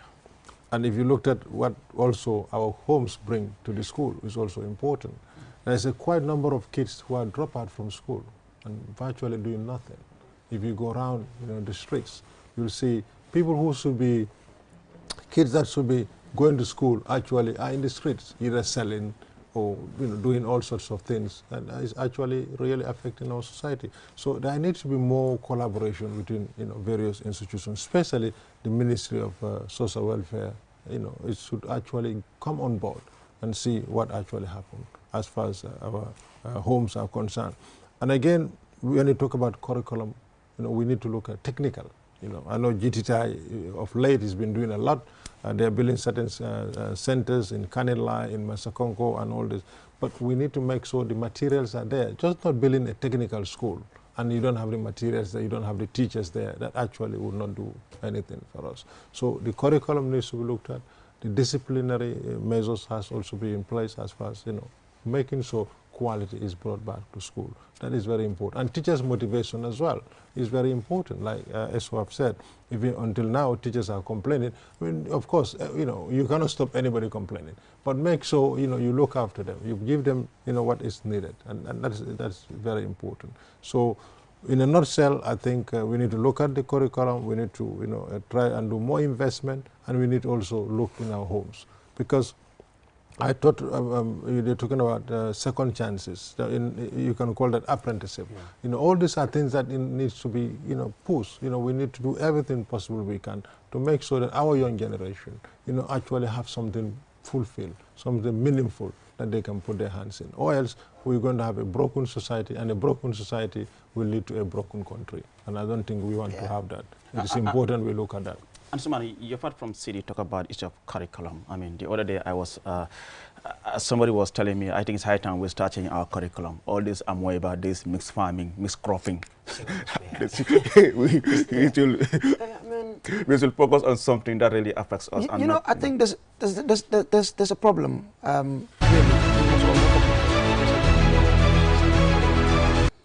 If you look at the way we are taught in school here, I don't know if it's the same, in other places, but you're literally taught to cram things and then go to exams, remember these things on paper. Yeah. That's literally how our education system works here. They don't really understand. Yes. They only read to pass exams. I love the idea of TVET. I so appreciate it, and I wish we would strengthen that area. That for me is the future. And that's something that's the current Minister for Higher Education teaching people is really things to cram and then remember on paper, by way of exam. Give them skills. Yeah. It has to go with something. You look at our university, I think this should all be research centers. Yeah. We don't have that. This is why it's difficult to manufacture anything in Gambia. It's really sad. And for me, to be honest, I have so much faith in the current Minister of Higher Education. And I think he's doing quite well. Yeah, I hope he's supported in the ministry and given, all that they need so we can transform our education. It has to start from there. Yeah. Once we get it right, the thing with the grassroots, I think we need to have a serious, difficult conversation. Quickly, on Tuesday, I stopped by, usually I randomly stop at work. I stopped by the police station. I found about 6 or 7 into the police station. Yeah. And the oldest is a grade 5 student who went to break in a hotel, the 5-star Sheraton Hotel. They broke in there. That young? Yes. Yeah. Wow, interesting. Brusubi police station. The matter is still there. I first spoke to the child welfare officer and some of them officers there, and these kids are there. So something is fundamentally wrong. It's fundamentally wrong. And to my disappointment, their parents were there getting them bread for breakfast. So it's like nothing happened, and they drag in the guy who was buying the second-hand stuff because they were cutting some stuff from the hotel. Because the hotel, I understand, is in the market, the Sheraton Hotel. The AC cables and stuff like that, this copper, they were actually, vandalized. I would call it vandalizing those materials, cutting them up and go and sell. And you see, this guy who was selling the scrap materials, these are kids. They bring in this stuff for you. You shouldn't even buy it in the first place. Yeah. But he too was dragged in the police station. So fundamentally, there is a problem. You know, we can blame the school system, we can say a lot about the education, but our homes as well. Parents. Yeah. Parents as well has a responsibility. True. If a child at grade 4, grade 5 can go in and break in to steal, something is fundamentally wrong. And you have those kids at a police station, put somewhere where you have notorious criminals there. Just like I was saying, I mean, in the past, you look at our education sector, Mr. Mboj would always tell me, you know, if you were, let's say, in grade 5 or 6, I know it used to be forms back then, you were able to write a letter. Now primary you have, 3. Yes. Now you have people who go all the way to junior school, senior school, and they'll struggle to even express themselves. Yeah. It shows something is fundamentally wrong with us. And not only those kids went to break in, but each of those kids have started smoking cannabis. Yeah. Interesting. You know, I'm saying this on record, and anybody can go to Bruceby police station and you'll find their files there. I'm sure at this time they may even come there to report because they have been bailed to be coming to report. These are kids. So it's about attitude as well, and also taking responsibility at the level of our home. A child at primary 4, primary 5, taking drugs. And they should be in school studying. Yes, I just want to know here, I mean, you're trying to make comparison as to what used to obtain back then and now, when we used to have just fewer schools back then. But the quality back then and now when we have so many schools, totally differs. What must have changed, Sidi? What must have changed? What have changed, I think, is the pride. What must have changed? When I was growing up in our village, in Bruford, my dad, you know, will take me on a walk. And say, for example, Aliu went to high school and is in, you know, going to Forobe College, or is opportune to, you know, go to, you know, sixth form or something. Yeah. My dad will point, you know, you see him, he has, you know, good results. He has scholarship from government. He's in Forobe College, or he's, you know, he's in this house, or, you know, he's doing this. But those role models are missing. Our society do not believe that you need to work hard and make ends meet. True. You can walk in the street and someone can give you a packet of $10,000 just like that.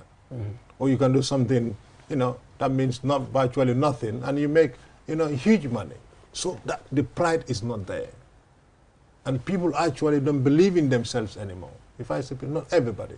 A large amount of people, large amount of our parents, you know, actually do not care. If Esonyasi comes home today, we know he works at QTV, but he come with a Range Rover and just drove in. You know, no, even just, you know, when some parents will not ask you, so how do you get nobody will question how you get it. Nobody will question that. But all they see is the fantasy and the beautification, and that's not real. So this is our problem. Our culture, you know, we've deviated from it. You know, we are sort of like caught in between. We don't actually know where we are as a society. And if we don't actually work hard, you know, in trying to make our families stable, we are going to find ourselves in a very devastating place. I'll give you an example. Back when I was in the UK, in Hackney, we have these immigrants from the Caribbeans. You know, you may all heard about those times when there's so many crimes in Hackney, in Birmingham, and all this, because most of these Caribbeans who came eventually get confused down the road. You know, I mean, and that lead to broken society. You know, and those broken society produce those kids who some of them are, you know, most of them are killed now because of gun crime, knife crime, you know, been sent in prison for many, many years. That's it, because stable family produce a stable society. That's true. When we have unstable families, unstable homes, we'll have unstable society. And that comes from where? We must invest in our families. Also, families must be invested. That's the government must do that. Yeah. We have a particular ministry responsible. I mean, here you go to a school, a teacher will tell you, I've not seen, you know, Moduba or Modu Sise for a week or more, and nothing happens. In our days, when I was a teacher, I know all my kids in my class, I know their parents, I know their homes. Yeah. Today, the teachers don't know their homes. I'm sure even days Alo is in school, your teacher knows your parents, knows your home. That's true. I remember my principal always go to my house. Absolutely. Our teachers used to come to my house. I can still remember one of my you know, best teachers, Esa Bojan in Jambanjeli. He comes to our house every week. true. It's like not waiting for the school report to come, but in fact, we'll be updating my parent. And that will force you to work hard in school. Yes, and when I was a teacher too, we do the same. We go to each of our students, their homes. We know their families. We know their parents. We can go to them and tell them what is happening. That is what is missing. Yeah. Because parents also don't even visit their teachers, their students in school. You call for a parent-teacher meeting today. That's true. 90% of the parents will not show up. Would call maybe a friend. Exactly. I know this thing I'm about to raise is a bit controversial. Some people will even suggest, I mean, corporal punishment. We used to have it in school. Students were very disciplined. But as you are watching, the president has now entered the chamber. He's been escorted by the Speaker of the National Assembly, Fabakary Tombong Jatta, and standing ovation there. I mean, the president is now about to assume his seat, and any moment from now, then the Speaker will make an introductory statement, and then the president will write out his statement. Just to remind you, those feeds, we're getting it from GRTS. Let's now go to the National Assembly chambers. Offices of rulers and Parliament for the welfare of society and the just government of men. We beseech thee to behold with thy abundant favor us thy servants, whom thou hast been pleased to call to the performance of important trusts in this land. Let thy blessings descend upon us here in this House Assembly. Grant us that we may treat and consider all matters that shall come under our deliberations in so just and faithful a manner to promote thy honor and glory, to advance the peace, prosperity, and welfare of this country and of those whose interests thou hast committed to our care. Amen.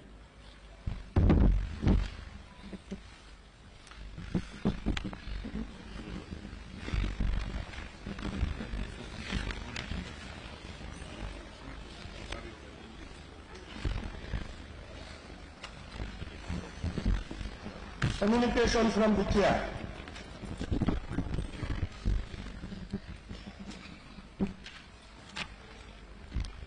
Your Excellency, the President of the Republic of the Gambia, His Excellency Mr. Adama Barrow, Your Excellency the Vice President of the Republic, Your Excellencies former Vice Presidents, my Lord the Chief Justice and Judges of the Gambia, former Honorable Speakers of the National Assembly, Honorable Deputy Speaker of the National Assembly, Honorable Ministers and former Ministers here and present, Honorable Members of the National Assembly and former National Assembly members, members of the Diplomatic and Consular Corps, service chiefs, presidential advisors, leaders of political parties, Lord Mayors and regional governors, permanent secretaries, directors, and senior government officials,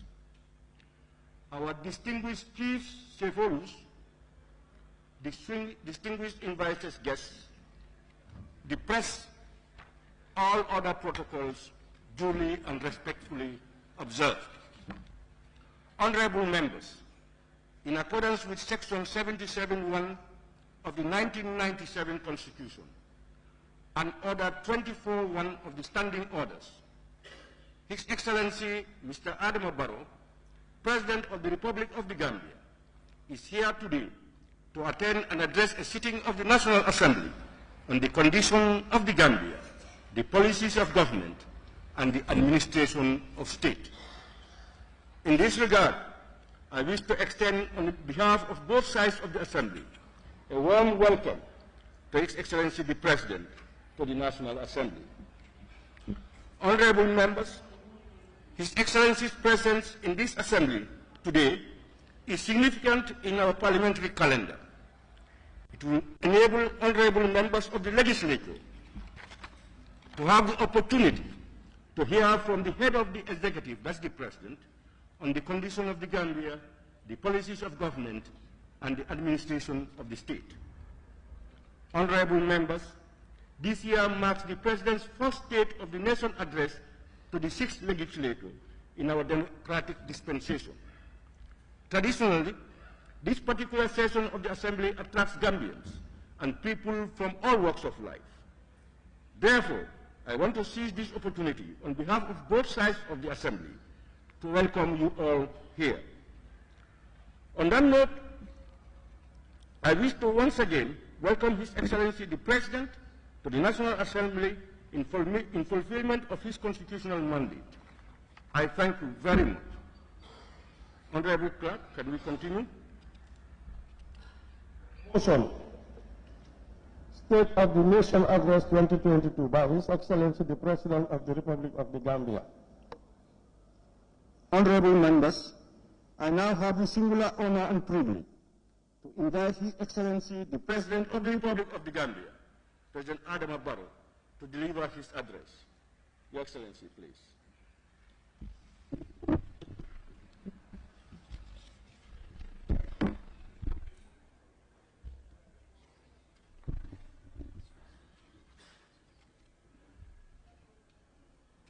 Thank you very much, Honorable Speaker. First, I will start with the introductory remarks.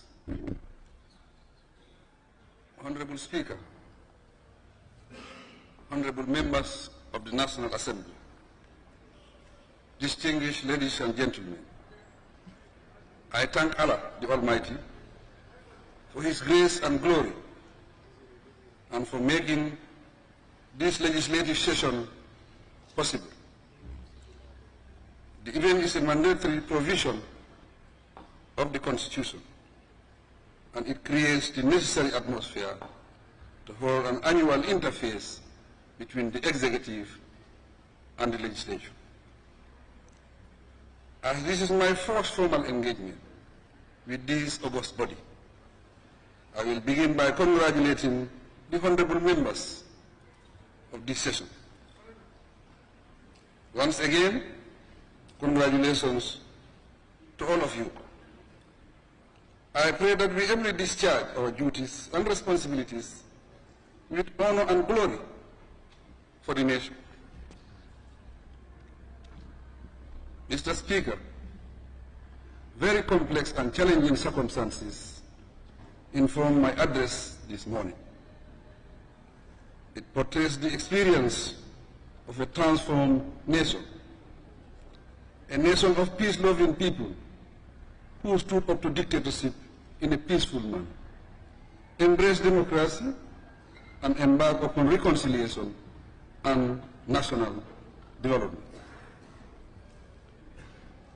These achievements came about through the political context that gave rise to the 2016 coalition and the sense of national unity and commitment which brought about the alliances leading to the last presidential and legislative elections.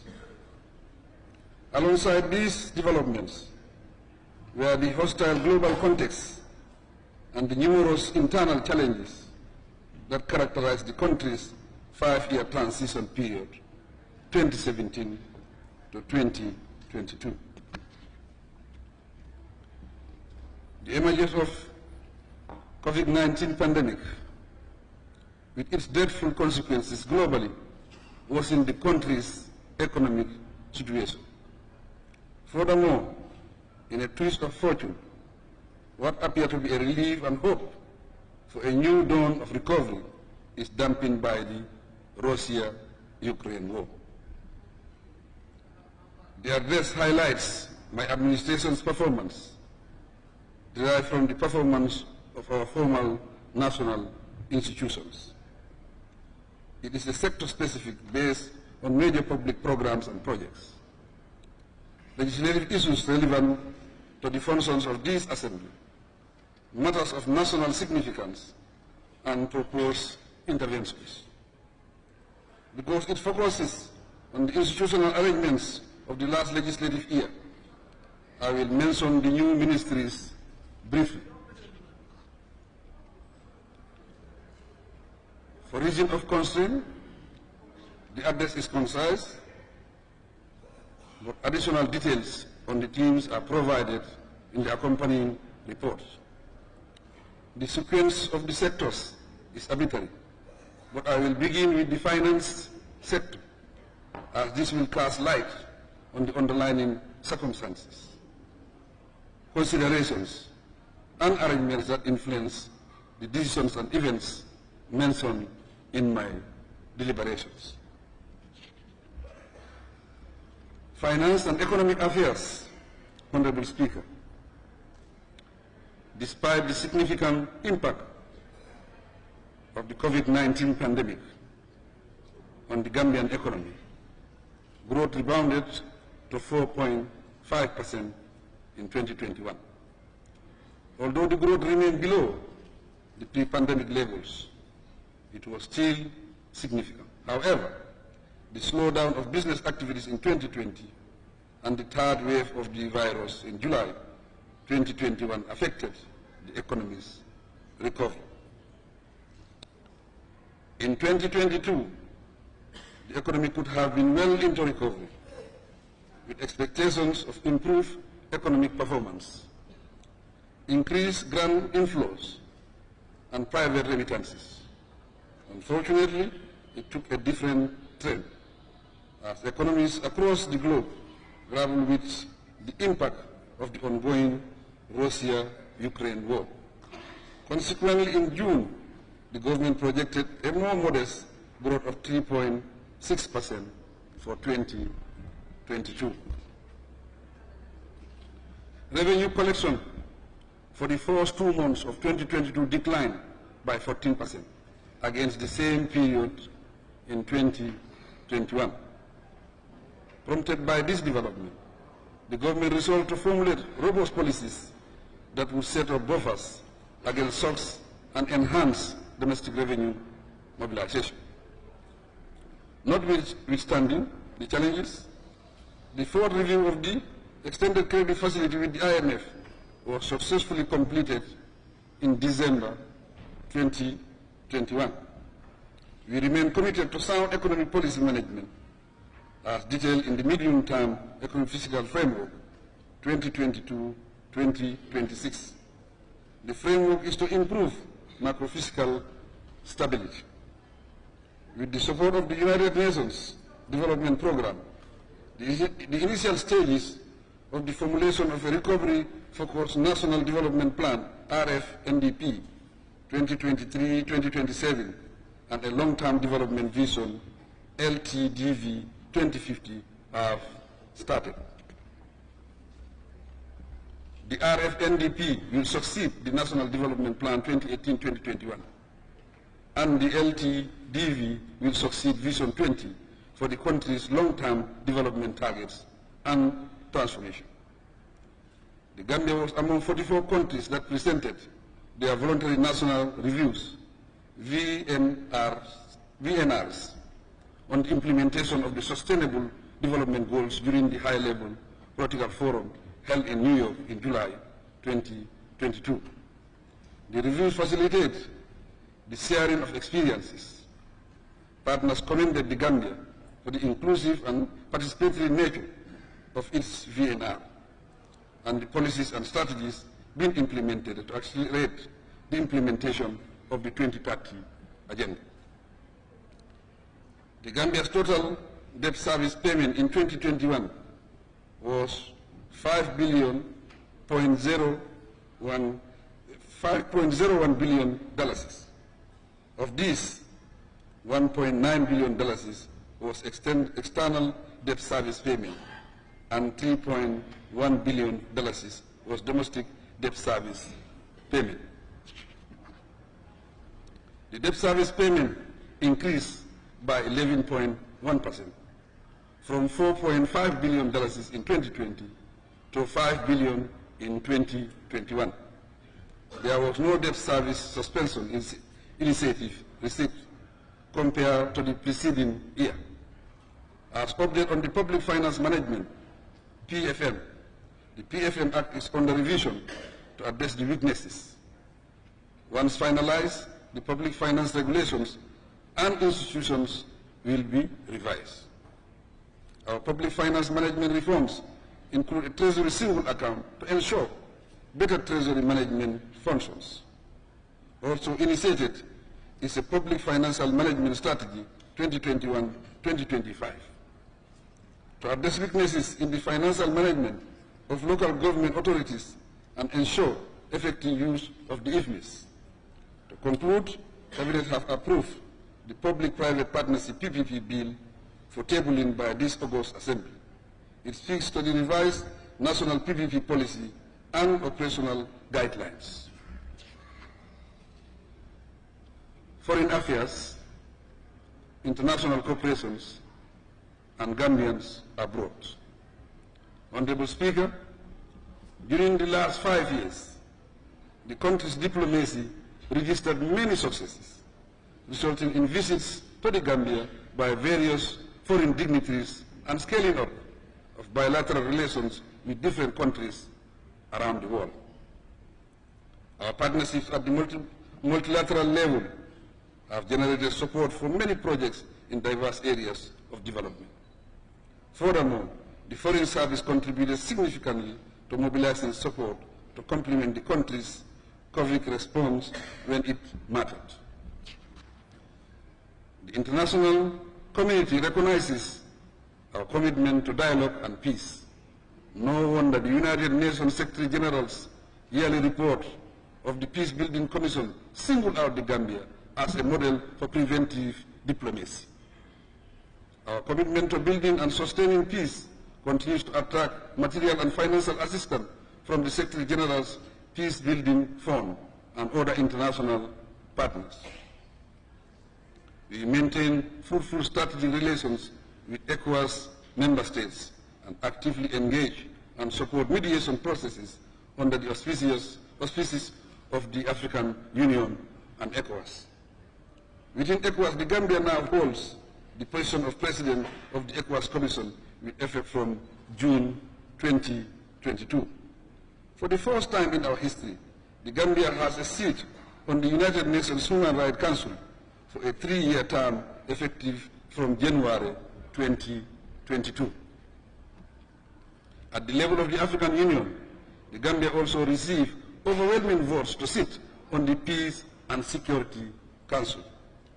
Mr. Speaker, as of January 2022, remittances stood at $777 million, representing about 40% of GDP. The pride and role of Gambians in the diaspora in national development therefore remain high on my government's agenda.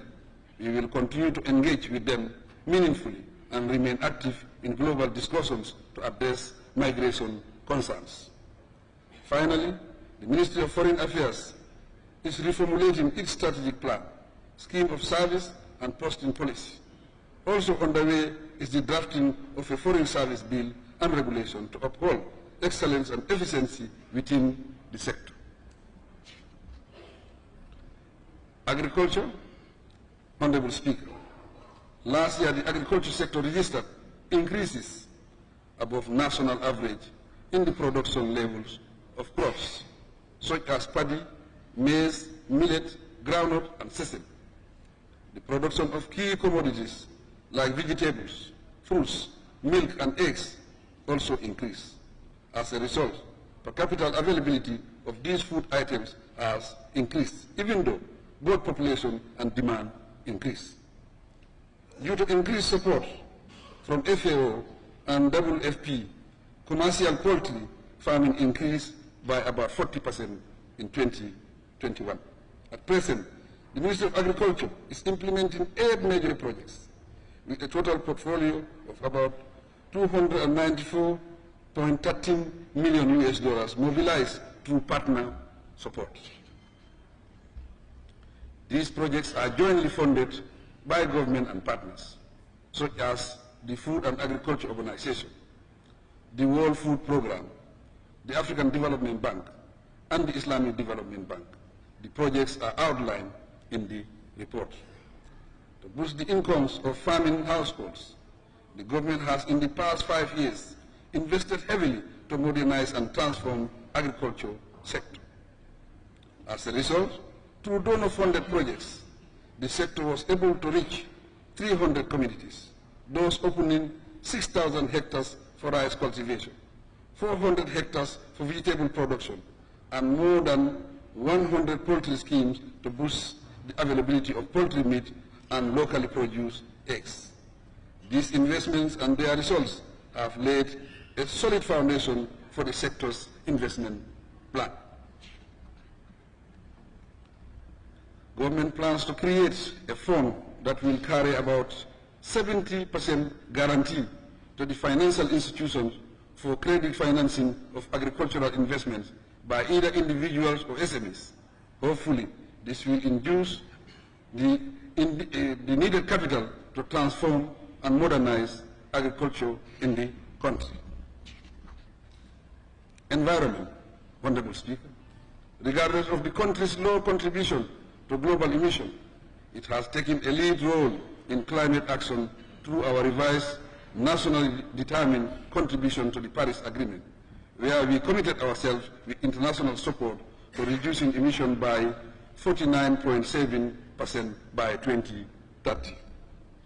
The international community recognizes the Gambia as the only country on track to achieving the Paris Agreement temperature goal of 1.5 degrees centigrade by 2050. Notwithstanding this, the Gambia is vulnerable to the negative impact of climate change, as shown by the frequency of hailstorms and floods. To mitigate this, the government developed relevant policy documents and implemented adaptation and resilience building projects amounting to $36 million in the past 5 years. Closely related to climate change are issues around the misuse of chemicals and hazardous materials. In this respect, the National Environment Agency has formulated a bill on pesticide and chemical management for submission to the National Assembly after finalization. For proper management and use of the coastal and marine resources in the country, the government will enforce the Integrated Coastal Zone Management Bill after its enactment. To conclude, I commend the sector for their efforts to rehabilitate the degraded mangrove and forest cover in the country. We applaud them also for the increase in the non-timber products, such as honey, handicrafts, fruits, and nuts. Health, Honorable Speaker. Over the last 5 years, my government successfully expanded and developed healthcare services to improve infrastructure, personnel, and supplies on a reformed health financing landscape. A major achievement of my administration is the introduction of the Gambia National Health Insurance Scheme. The act to establish the scheme became effective in November 2021 to particularly benefit the poor and the vulnerable, while serving as a social safety net. Key health indicators have improved notably. For example, maternal and child mortality has declined. Skilled birth attendance, postnatal care, and nutrition have improved considerably. On training, the Gambia now offers postgraduate training at the Edward Francis Small Teaching Hospital. In addition, the UTG offers health-related programs at bachelor's level. Government introduction of community ambulance service following the distribution of 80 new ambulances in areas without health facilities is widely applauded in the country. We will see how it evolves as the new National Health Policy 2021-2030 and the National Health Strategic Plan 2021-2025 guide the sector's activities. There is a wide range of construction works in progress to expand services throughout the country. Ongoing, for example, is the construction of a National Emergency Treatment Center, National Laboratory Center, and Blood Transfusion Center in Farata. Development of the Civil Registration and Vital Statistics Bill 2022 is ongoing for submission to the National Assembly when finalized. It is meant to create universal access to health services. Basic and secondary education, Honorable Speaker. The basic and secondary education sector remains committed to providing result-oriented programs to improve access and quality education and to remove inequities in education service delivery. As such, the sector will conduct a mid-term review of the 2016-2030 education sector policy, jointly prepared by the Ministries of Basic and Secondary Education and Higher Education, Research, Science and Technology.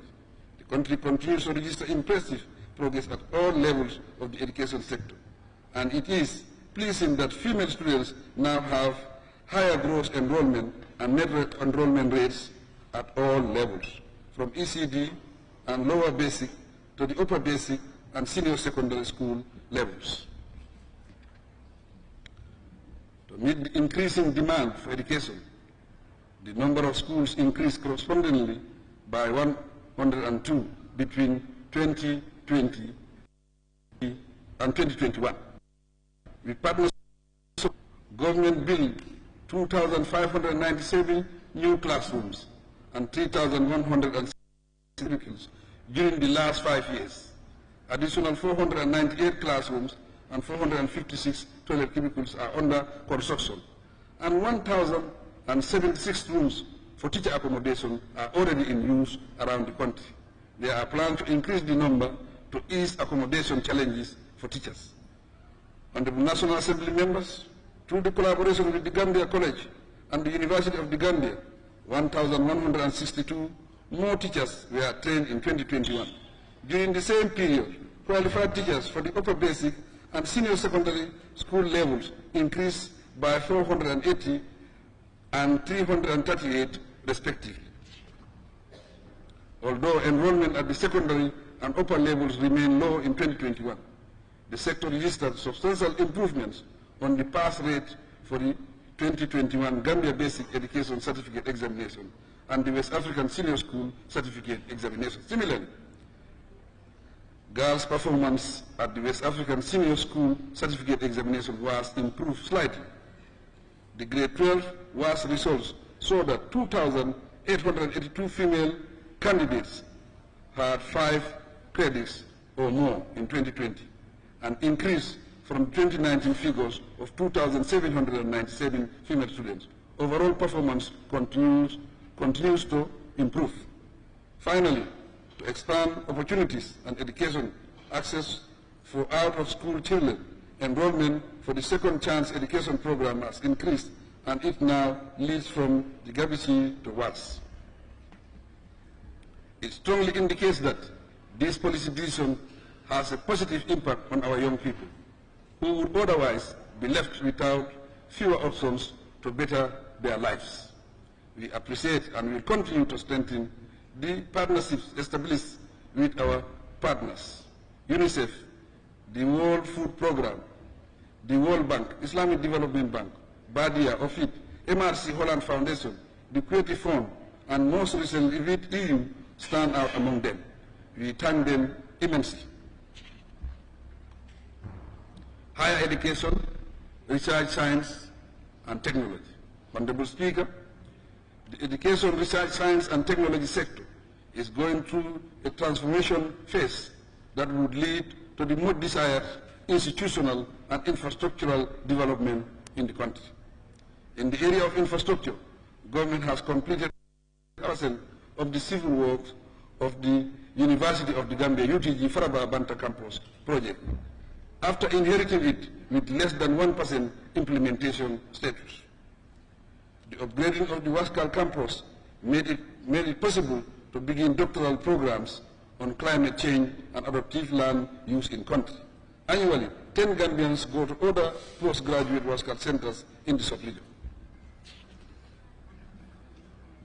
Alongside program delivery within the sector, the RIPGAM Renewable Energy Project is working to solarize 23 villages and train over 200 Gambian youths in renewable energy management.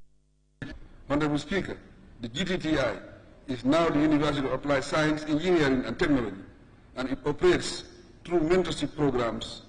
About 100 undergraduate students have enrolled as the first and second batches on the electronic, mechanical, and civil engineering degree programs.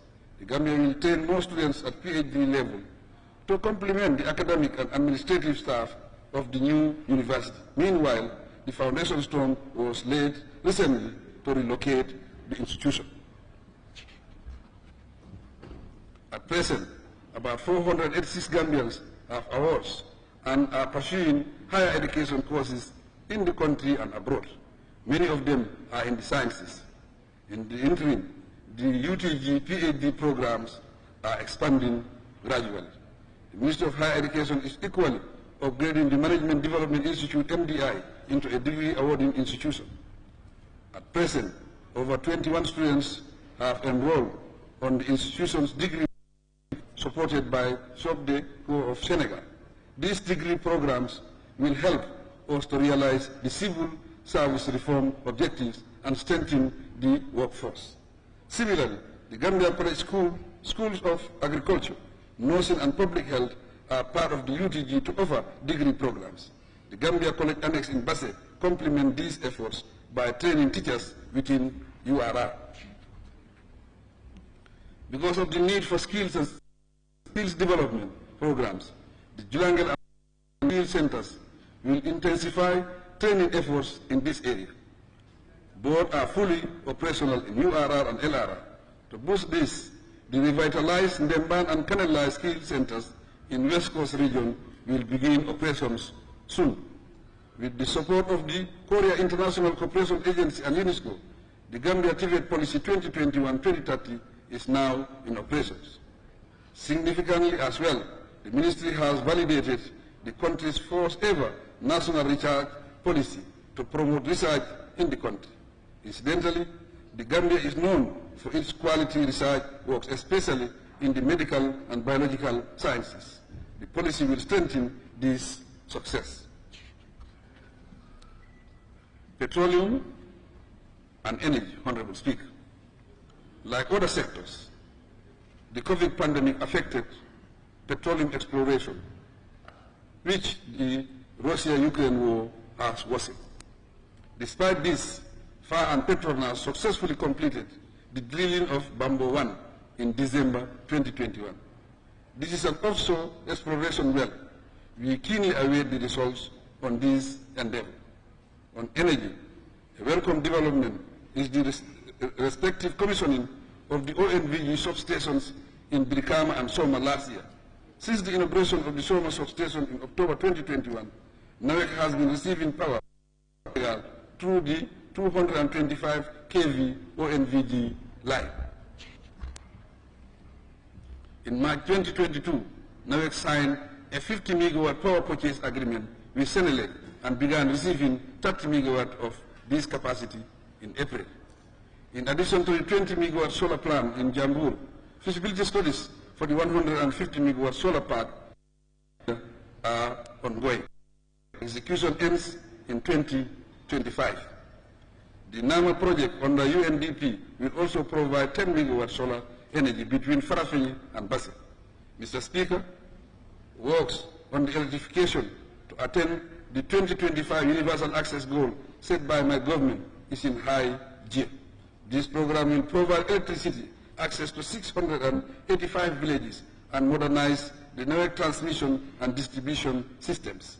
Recently, the Gambia signed a $25 million grant agreement with the Millennium Challenge Corporation of the US, and the National Assembly ratified it for implementation. It will elevate NAWEC's operations and strengthen the governance and regulatory frameworks of the electricity subsector. Honorable members, plans are afoot to solve the water supply through the Indian government-supported project, to which the World Bank and the African Development Bank contribute. Furthermore, my administration has resolved to separate the water business from the electricity business at that and have them as two independent corporations. This initiative will make a difference in the country.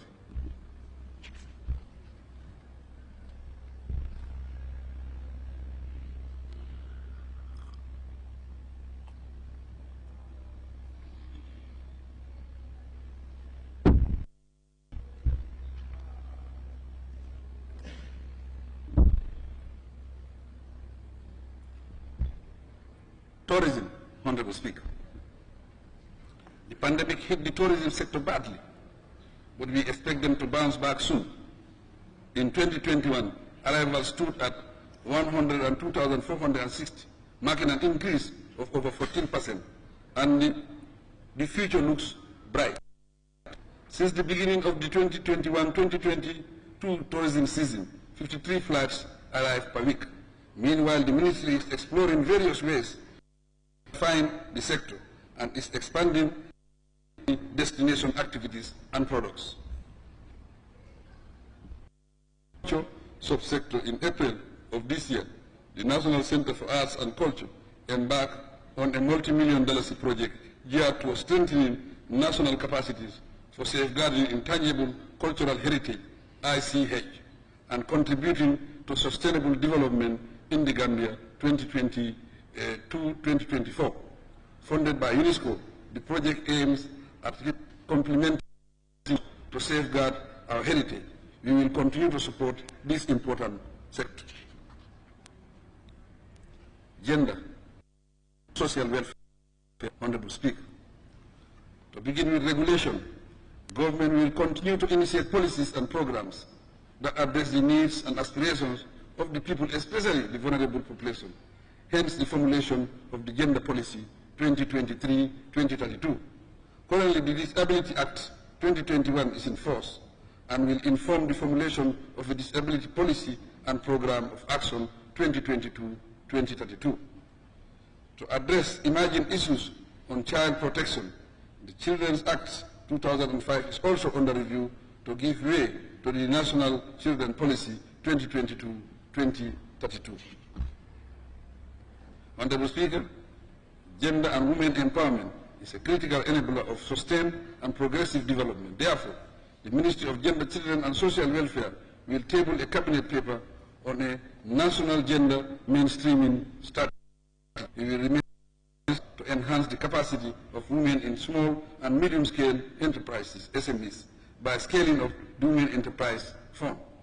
I am happy to state that the fund surpasses the targeted small and medium-scale from 23,000 enterprises. Government provided the entire $7 fund. Through the Family Strengthening Program, the Ministry provided 750,000 support to 300 vulnerable families and 150 vulnerable assist vulnerable families and persons through cash transfers. Youth and sports. Honorable Speaker, to promote youth and sports development, the of Youth and Sports is working to reorganize and restructure its satellite institutions by reviewing their acts and the outcome of the regional forums on the review of the National Sports Policy and the National Youth and Sport Act will guide the remaining stages of the process. In the meantime, the National Youth Service Scheme has enrolled 150 young people for apprenticeship and skill acquisition training. An additional 150 passed out and proceeded to other institutions. The next phase is to create the program in the coming fiscal year.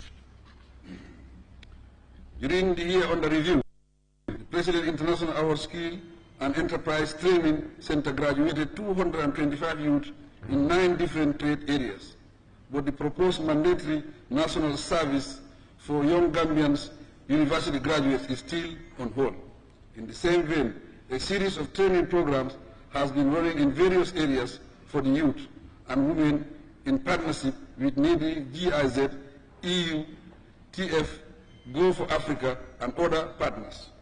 The award program continues to focus on its nationwide expansion to reach all young people across the country.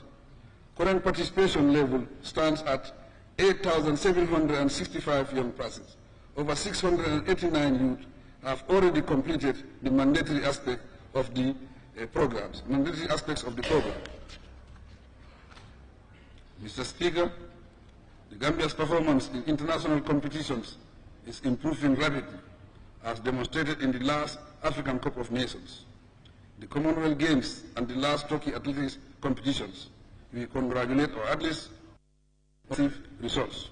To strengthen this of mini stadiums is progressing on 8 sites across the country. We are aware of the works required at the Independent Stadium, and the contracts have been tendered to address the matter. Office of the Vice President. Honorable Speaker, the government formulated a national social protection policy to establish by 2030 an inclusive, integrated, and comprehensive social protection system. It is meant to contribute to broader human development, greater economic productivity, and inclusive growth.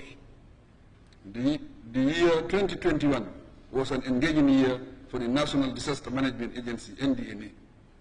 The country experienced serious domestic fire outbreaks, windstorms, and flash floods, which took lives and livelihoods. In response, government supported 1,952 households affected by windstorms, each receiving 7,500 monthly for 3 months.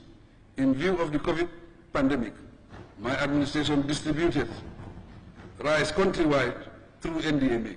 Furthermore, it disbursed 450,000 doses for rice, oil, sugar, mattresses, and other essential items to support 1,161 Senegalese affected by the Sanyang riot. Honorable members, evaluation and revision of the National Population Policy 2007-2011 is in progress. In addition, the National Population Commission will lead the revision for the National Population Commission and its Secretariat to further determine the mandate and authority of the Secretariat. Following the development of a new population policy, the Secretariat will lead the development of an accompanying strategic plan and will establish and train the network of parliamentarians on population and development. We thank UNFPA for their invaluable support. As part of the Civil Service Reform Program 2018-2027, PMO is striving to transform the public service into an efficient, motivated workforce. So my government has successfully revised the pay and grading structure to rationalize the civil service remuneration package. Effective from July 2022, we increased salaries by 30%. The National Assembly passed the 2020-2022 Public Service Pension Bill in February of this year, and I assented to it. The new act centralizes the administration of civil service pension under the Personal Management Office PMO. This is designed to yield a more rational pension and gratuity to civil servants. To improve performance, PMO with support from the Commonwealth Secretariat is working on the performance management system to hold all ministries, departments, and agencies, MDAs, accountable annually. The MDAs will have to sign a performance contract with the Office of the President for assessment.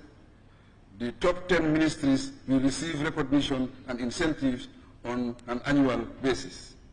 In May of this year, the new Ministry of Public Service, Administrative Reforms, Policy Coordination and Delivery took over responsibilities for the civil service in supervision of PMO to achieve my administration's public service reform vision. Information communication infrastructure. Honorable Speaker, there is a strong desire to digitally transform, improve the national ICT infrastructure and strengthen our ICT policies and regulatory frameworks. Key among the steps taken to realize these targets are the formulation of the ICT 4D Master Plan in 2020 and the ongoing review of the IC Act 2009. Added to this, the government through MOISI is implementing the project preparatory stage in advance of the 5-year World Bank funded $45 million Western Africa Regional Digital Integration Project. The project will support the rollout of numerous digital development interventions, which include the establishment of a second submarine cable to provide adequate backup for the ACE submarine cable. It also has components on strengthening cybersecurity. The formulation of an e-commerce policy and strategy is another key activity of the project, as government accelerates efforts to support the growth of this important industry. This intervention will lead to the next phase of the digital addressing initiative in the West Coast region. The initiative will facilitate assigning digital addresses to about 80,000 properties by December 2022. To fully utilize the share of our national broadband infrastructure, the administration went into a partnership with the EU through the Belgian Development Agency for the implementation of the Gambia Digitalization Project. The objective is to strengthen the sector policy and regulations, develop an integrated infrastructure master plan for effective mobilization of private sector investments, and formulate an e-commerce policy. In a bid to spur technology, enable research and innovation, government is championing the establishment of innovation and tech hubs in all regions of the country. The purpose is to increase employment and opportunities for the youth and women, especially those in rural Gambia. As regards cybersecurity and cybercrime, the sector will table and the privacy and cybercrime bills for this august body to consider. The quest to transform the sector led to the creation of the two separate ministries of information and of communication and digital economy. Transport, works and infrastructure. Honorable Speaker.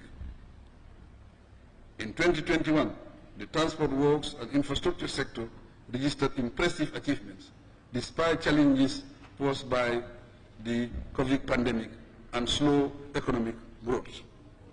In the road sector, my administration successfully completed the $82 million China Aid Roads and Bridges project in the URR.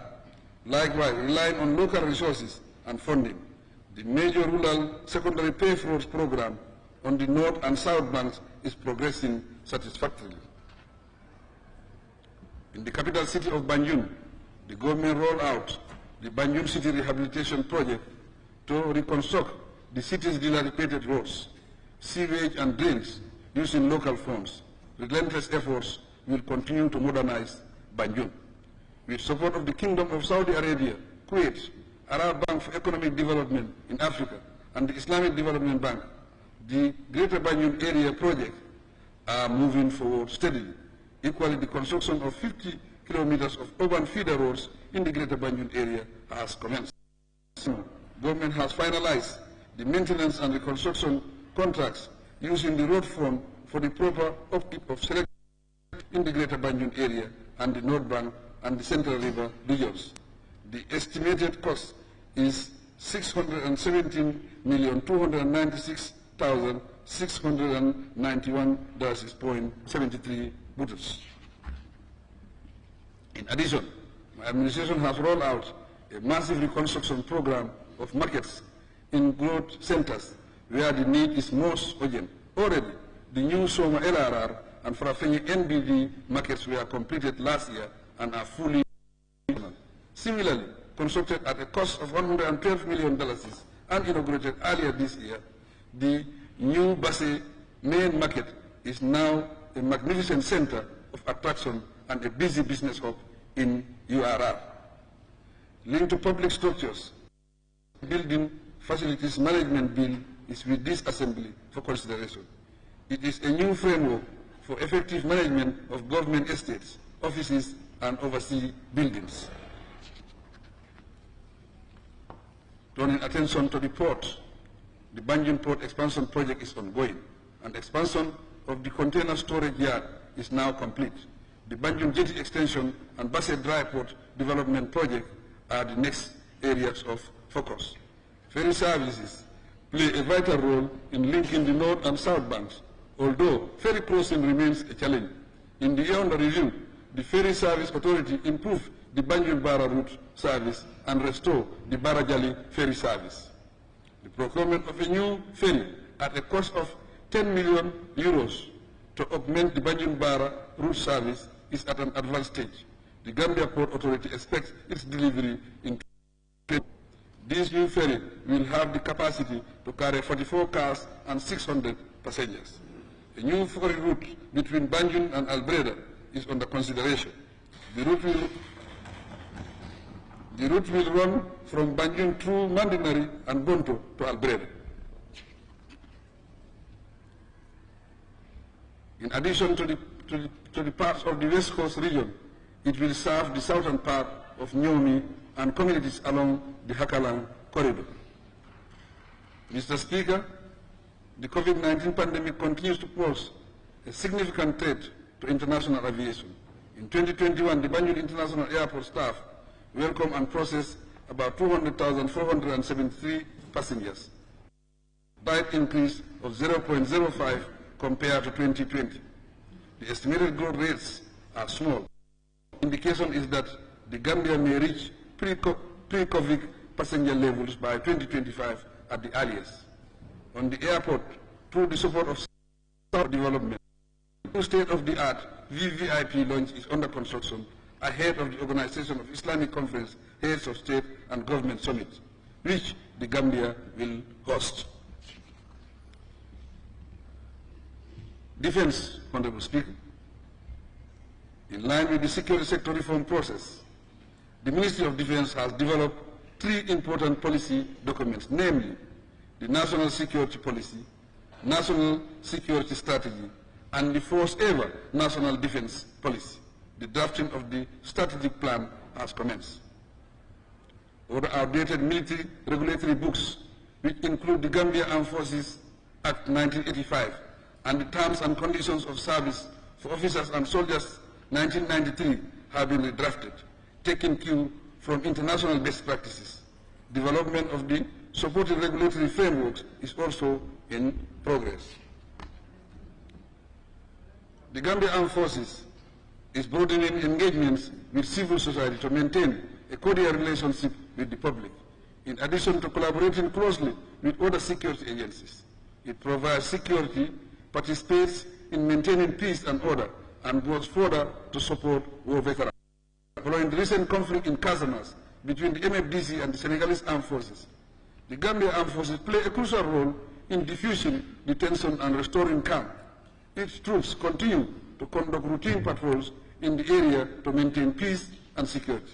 Besides plans to expand provision of educational and health services, the Gambia Armed Forces intends to construct a capable of conducting surgical operations.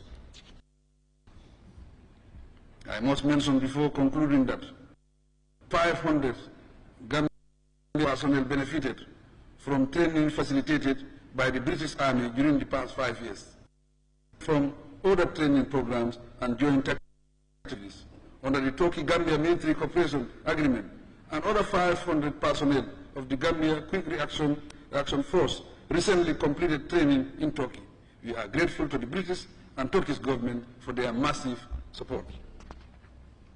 Trade, industry, regional integration and employment. Honorable Speaker, in the past 5 years, the Ministry of Trade implemented programs and projects that attracted investments and supported the development of trade and the private sector. We regret, however, the COVID-19 pandemic and the recent Russia-Ukraine war has impacted negatively on food importation in the world. These external shocks have led to price hikes. To mitigate the impact, government has been adopting since 2020. For instance, we supported local producers, particularly the flour milling companies, to cushion the cost of production and minimize the price of flour. To promote stability, the Ministry is working with importers to increase importation and supply of essential commodities and stabilize commodity prices. The review of the national trade policy is in progress to develop appropriate instruments that would improve the Gambia's competitive edge and strengthen the productive sectors. That aside, as the Gambia prepares to start trading under the AFCFTA framework, we now have a 10-year AFCFTA National Implementation Strategy 2021-2031. To optimize the benefits from the AFCFTA, the Senegambia Bridge will serve as a catalyst to attract strategic investment and contribute to the diversification of the economy. In a related matter, we participate actively in ECOWAS integration programs and have a national regional integration policy and strategy 2021-2025. On investment and export promotion, the Trade Ministry through GAIPA developed a new export strategy 2021-2025. It outlines key priority areas for the realization of our national export development aspirations. Mr. Speaker, during the last 5 years, GAIPA attracted 39 companies in manufacturing, agriculture, tourism, and fisheries, among other areas of interest. These amounted to a total investment of $154 million and created 2,274 jobs. The Ministry of Trade will launch the Entrepreneurship Development Fund this year to support cottage industries and businesses with a soft revolving loan scheme on a more sustainable basis. The institutional structure of the Entrepreneurship Development Fund Trust Committee has been set up, and GAIPA serves as the secretariat for the fund. My government has reduced the business incorporation fee from $10,000 to $4,000 to assess the market conditions for the establishment of a credit reporting system to improve on the business. On employment creation, the sector launched the Gambia Labour Force Survey in 2021 to provide up-to-date statistics on the labour market. As a result, a new National Employment Policy and Action Plan 2022-2026 are available to pursue government's commitment to addressing unemployment issues. During the reporting period, the Take Fee program and the Youth Empowerment Project supported over 4,500 Gambians with skills training and provided finance and startup support to more than 1,500 young entrepreneurs. The Yet Mini Loan Scheme, implemented in partnership with the Social Development Fund, provided $11 million of private capital to young entrepreneurs. On the YEP, young entrepreneurs had close to $25 million disbursed to them as small business grants. To strengthen labor administration, the ministry reviewed and updated the Labor Act 2007 and established an employment service center to link job seekers and employers. There is an accompanying 5-year strategic plan to effectively operationalize the employment service center. The legal sector, Honorable Speaker, as the Constitution remains a top priority, my government is determined to oversee the crafting of a new Constitution for the Gambia. Therefore, the Ministry of Justice will resume work towards tabling a draft Constitution before this August Assembly. As part of its mandate, the Ministry will continue leading the review and harmonization of existing legislation with particular focus on laws that suppress freedoms and rights. For now, bills on criminal justice reform, mutual legal assistance are before this Assembly. I hope they will be dealt with eventually. Among other bills tabled before the National Assembly is the Anti-Corruption Bill 2020, which seeks to establish an anti-corruption commission after enactment to uproot corruption. Cabinet recently approved the Intellectual Property Bill 2021 to streamline the administration of intellectual property rights in the Gambia and have a centralized intellectual system. Following the submission of the TRRC report last year, Cabinet approved the relevant government white paper in May 2022 for implementation. Mr. Speaker, with 3 years of existence, the NHRC proved to be fully compliant with the Paris Principles. As a result, the Global Alliance of National Human Rights Institutions granted it A status.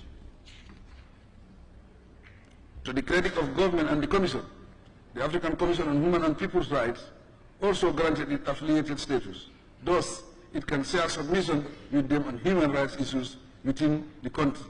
We will support its attainment of first-class accreditation status. The Ministry is committed to the construction of the African Commission on Human and People's Rights headquarters as part of government's contribution towards hosting the Secretariat. It proposed its purpose is to transform the Gambia into the capital of human rights promotion. On the international front, the Gambia will pursue to the end the case of justice for the Rohingya before the International Court of Justice. It is encouraging that the Netherlands and Canada have joined us to end the genocide of the Rohingya. Mr. Speaker, the role of the courts in providing access to quality justice delivery constitutes the pillars of a stable democracy, peace and development. As a result, my administration is committed to supporting the judiciary's growth and development, recruitment of judicial experts, particularly qualified Gambians, and maintenance of its independence and impartiality. To achieve this noble goal, the Executive will collaborate with the Chief Justice and the Judicial Commission. We honor them with their achievements. We honor them and celebrate their achievements with them. The subsector is aware of the need to expand the implementation of post-transitional justice mechanism, redress victims of rights violation, and scale up advocacy on healing and reconciliation. We will remain supportive of the judiciary as it addresses these issues and evolves to maintain public trust and respect. Fisheries, water resources, and National Assembly matters. Honorable Speaker, the fisheries sector contributes about 12% to GDP and provides direct employment to over 30,000 people. It has an enormous potential to contribute to the economy and reducing the unemployment rates. The new policy, medium-term strategic document and plan of action for the sector are ready for validation. Once finalized, the Ministry of Fisheries will work towards amending the Fisheries Act and regulations. With partner support, the sector is expanding use of fish processing and preservation technologies to contribute to the economic viability of small-scale fish smoking of women. They constitute up to 80% of post-harvest fisheries operators in the sector. In the major operations to combat illegal, unregulated, and unreported fishing, the Gambian Navy, police force, and volunteer fishermen recently seized and destroyed over 500 illegal fishing traps and tried 5 before competent district. It flags the need for sustained vigilance. My government will table 2 agreements before this Honorable Assembly for ratification.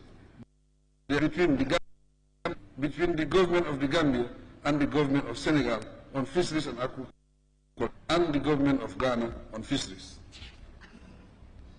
The sector will also introduce to this honorable body a bill to provide an comprehensive water act for the Gambia and a bill to establish a new National Water Resources Management Authority.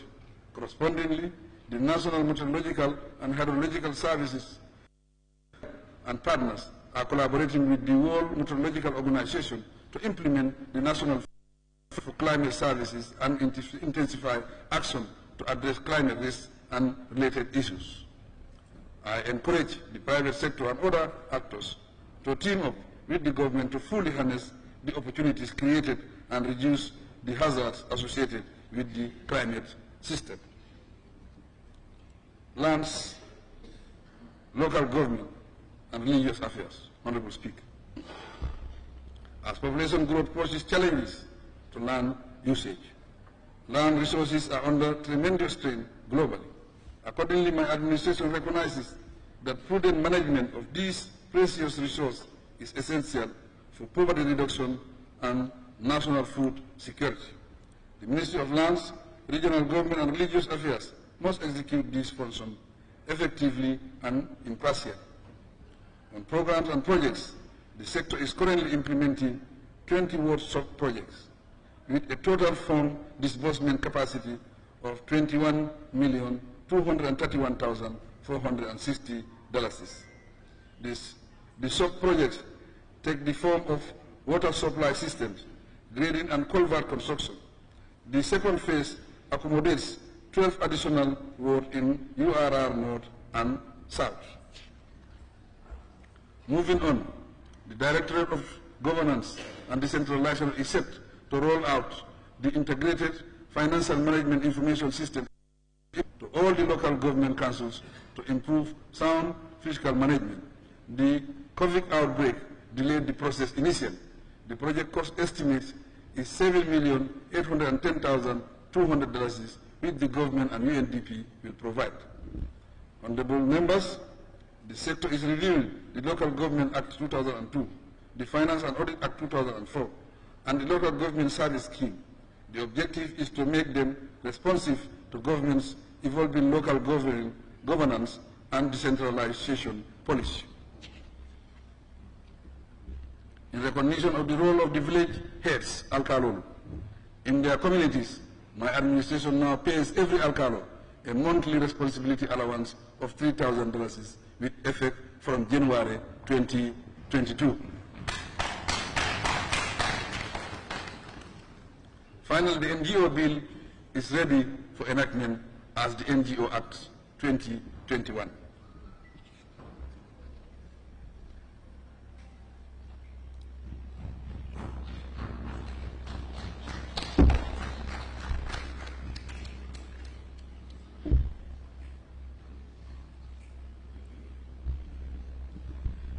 Interior, Honorable Speaker, the Gambia Police Force continues to protect life and property and preserve law and order for peace and stability. To this end, the Gambia Police Force, with the support of local and international partners, they focus its strategic plan and core values to align them with the national security policy, national security strategy, national security sector reform strategy. To this, the Gambia Police Force has developed 14 operational instruments that operate areas and guidelines and a national community policing strategy. To briefly comment on its operations, the Gambia Police Force currently has 25 community policing programs and 175 active community policing structures supported by community policing volunteers. Together with other security services, I commend them for their effective participation in the last two national elections. They promoted impartiality and democratic policing values. To avert attrition and enhance adequate security for the upcoming OIC summit from 2021 to date, the Gambia Police Force recruited 1,200 personnel and conducted 63 training programs for 1,812 police officers in critical areas of policing. And the Gambia Immigration collaborated with the Geneva Center for Security Sector Governance to amend the current 2005 Immigration Act and align it to standards. As referenced in their Strategic Plan 2019-2024, this amendment will lead to the enhancement of the Immigration Service Act 2023. The Gambia Immigration Department contributes to the national revenue in several ways. In this respect, the department collected $91,980,370 in 2020, which increased by about 12% in 2021 to $103,362,940. Revenue collection for 2022 is likely to be higher. We commend them for this achievement. The Gambia Fire and Rescue Service works to safeguard life and property. In this light, the Gambia Fire Service received and responded to 1,128 emergency calls in 2021. Of these, 823 were related to fire incidents and 305 were rescue calls. They rescued 228 persons alive, but there were 29 fatalities. This highlights the need for vigilance in our homes and at sea. The Gambia Policing Act of 1953 Amendment Bill 2022 had cabinet approval prior to its submission to the National Assembly. The enactment of the bill is meant to repeal key colonial legal provisions on policing officers and inmates and institute international standards and best practices. The review of the Drug Control Act 2003 for amendment is at an advanced stage. The new bill incorporates international protocols and treaties and the ministry will table it here for consideration. In the interim, it is necessary to impress upon the anti-drug agency the need for vigilance to free the nation from drug abuse and trafficking. Department for Strategy, Policy and Delivery, Honorable Speaker. The Department for Strategy, Policy and Delivery, DSPD, under the Office of the President, provide policy support to the sectors and convenes National Economic Council meetings and organizes retreats for permanent secretaries. It also supports the Cabinet Office. The Department coordinates the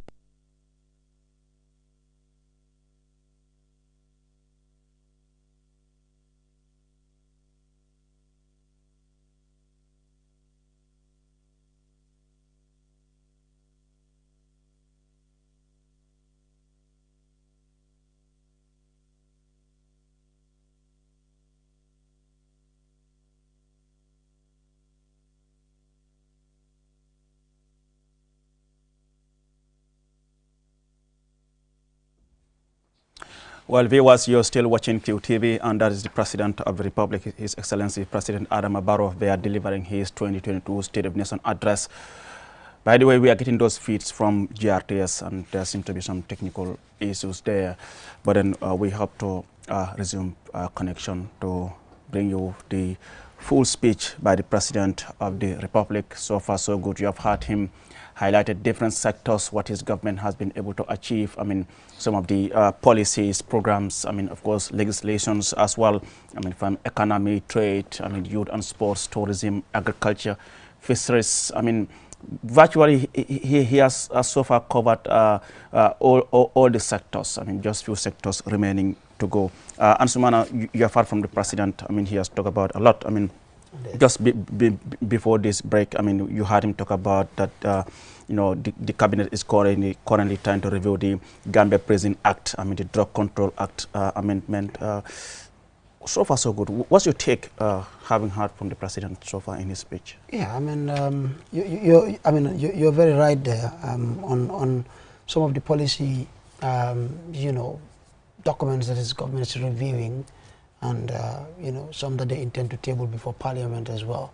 I think they're all geared towards the government's reform agenda, but also to strengthen some of our public institutions, and to, you know, support, you know, our national development. Now, I mean, he also did praise GRA for what he says is commendable work that they're doing, that they've been living up to expectation, which I think we've highlighted before. He also did talk about, I mean, CD was pretty much concerned about GAIPA. Okay. He said GAIPA in the past 5 years brought in about, what, 39 investors, businesses into the country. And, you know, there's been this return of over $100 million that we've made, you know, in the past 5 years through GAIPA. So, I mean, that's some welcoming news. And also, he did talk about the Ministry of Trade having plans to launch, you know, in the very near future, a support initiative for young people who want to go into business. These are the kind of things we were talking about, and that's what we wanted to see. I'm glad he's also highlighted some of these things. But, I mean, the proposed reforms within the prisons and other security departments. Drug Control Act and all those things. Yeah. I think they need to expedite the process, you know, work on it as soon as possible, so that at least it would, you know, reinvigorate that hope we used to have within this very important service providers.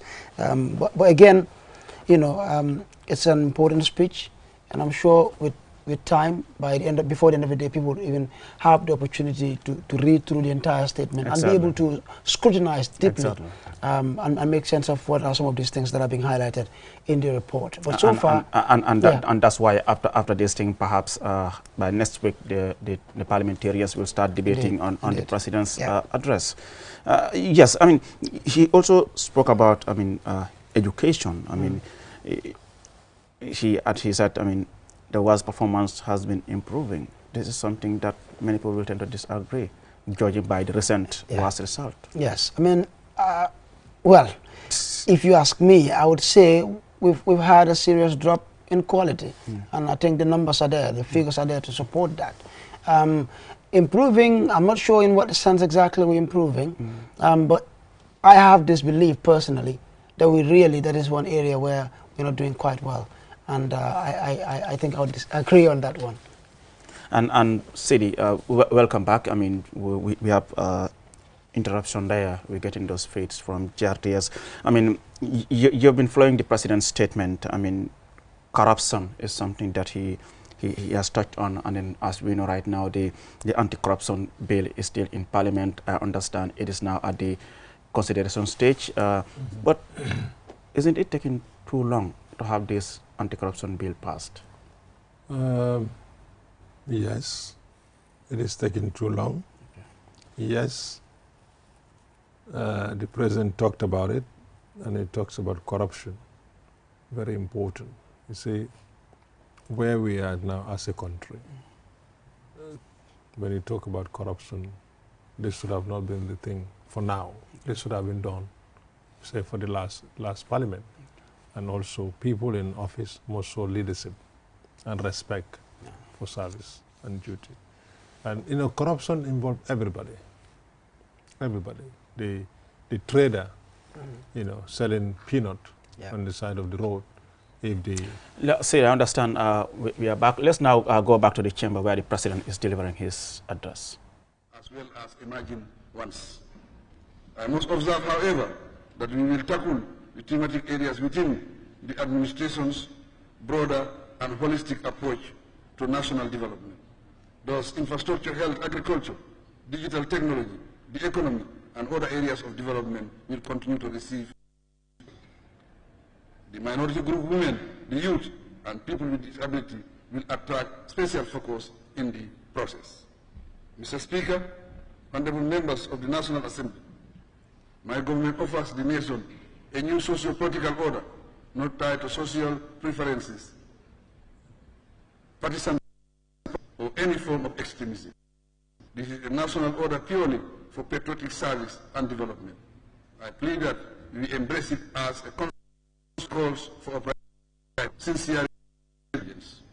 The notion is that the honorable members of this assembly have three functions to perform. That is representation, legislation, and oversight. Your responsibilities certainly go beyond three. The mantle of leadership casts upon you by virtue of your membership of the national legislature, and the fortune of being a family head or belonging to a family and community. Your social message upon you to foster peace and cohesion in your community at large. You have the responsibility to educate your constituencies, the opportunity to initiate development and program, and the option to engage government, open to dialogue, and I ask we work together.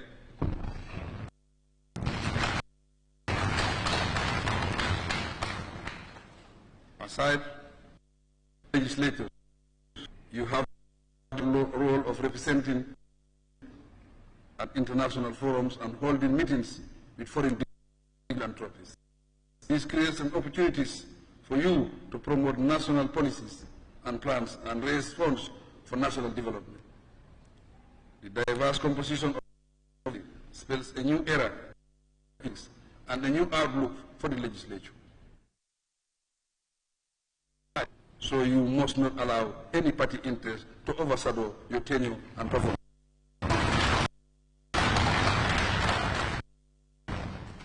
In whatever you do, let the interest of the nation come first. To deliver it impressive that you walk along some line.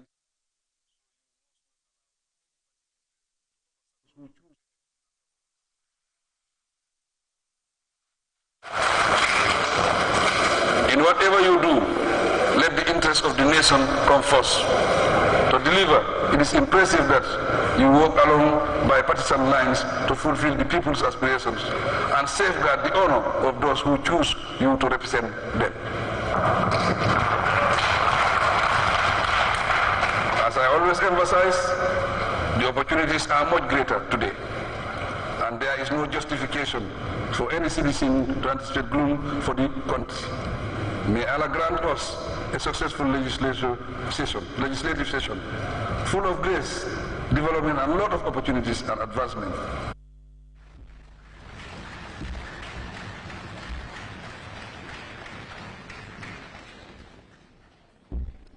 Thank you, Your Excellency. Honorable members, any seconder? Honorable member for Kantora and Majority Leader. Thank you very much, Right Honorable Speaker. I rise to second the motion. I equally seize the opportunity to thank the side of the minority sides and your humble office for effectively coordinating this SONA Day more professional. I also thank my majority membership and, of course, by extension, the leader of the minority and the group for gracing the occasion, participating in this SONA effectively. So on that note, thank you so much for indulgence. Thank you very much.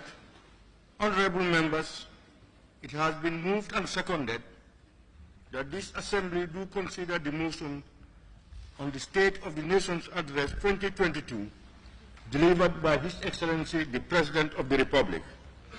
Those in favor, please say aye. Not in favor, please say no. The ayes have it. Honorable members, the consideration and debate proper on the motion so tabled would now be adjourned until Monday, 19 September 2022, to give honorable members ample time to digest the said address. But before I adjourn this sitting, please allow me on behalf of both sides of the August Assembly, and indeed on my own behalf, thank His Excellency the President of the Republic for his well-delivered State of the Nation address. Of course, it is a statutory duty, but you all agree with me that the address deserves commendation for the manner in which it was delivered. The address has outlined the condition of the Gambia, the policies of the government, and the administration of the state. This Assembly will therefore in the next few days reflect and debate on the policy statement so well delivered here in this August Assembly. The statement will also give us an opportunity to reflect on the achievements and challenges we face as a nation and the urgent need for national unity, peace and stability to propel the development needs and aspirations of our dear motherland. As the people's representatives, we are charged to do our best to ensure that policies and programs outlined in His Excellency's address are thoroughly scrutinized and debated with due diligence.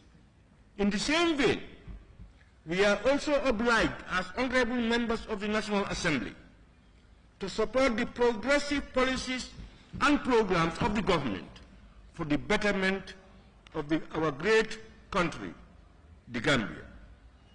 It is also important for us to have a clear understanding of the government's policies, development programs, and aspirations. This will provide the National Assembly and its various committees with tools necessary to perform its legislative scrutiny and oversight functions. On that note, Your Excellency, I thank you once more for addressing this Assembly. In the same vein, I wish to express thanks and gratitude to Your Excellency the Vice President, Your Excellency's former Vice Presidents, my Lord, the Chief Justice and Judges of the Gambia, Honorable former Speakers of the National Assembly, Deputy Speaker of the National Assembly, Honorable Ministers and former Ministers here present, Honorable members of the National Assembly and former National Assembly members, members of the Diplomatic and Consular Corps, service chiefs, presidential advisors, leaders of political parties, Lord Mayors and regional governors, permanent secretaries, directors, and senior government officials, our dear traditional rulers, district chiefs, our distinguished invited guests, and the press. for gracing this solemn occasion in the calendar of the National Assembly. By extension, on behalf of both sides of the August Assembly, I also wish to register our gratitude to all Gambians for the support and collaboration in our collective drive towards nation building. To my honorable colleagues of the National Assembly, I want to reiterate that nation building is an enormous task, and as a key stakeholder in this process, I pray that our deeds and actions be guided by justice and conscience towards the common good of all. May I also thank Honorable Deputy Speaker, Majority and Minority Leaders of the National Assembly, Honorable Members, the Office of the Clerk, the Task Force, and all those who in their various ways contributed immensely towards making this day a success. I pray that Allah subhanahu wa ta'ala bless and guide us all. Before I put the question, honorable members, may I kindly remind all guests to remain seated to allow His Excellency the President to take leave of the chambers, to be followed by the Vice Presidents and others.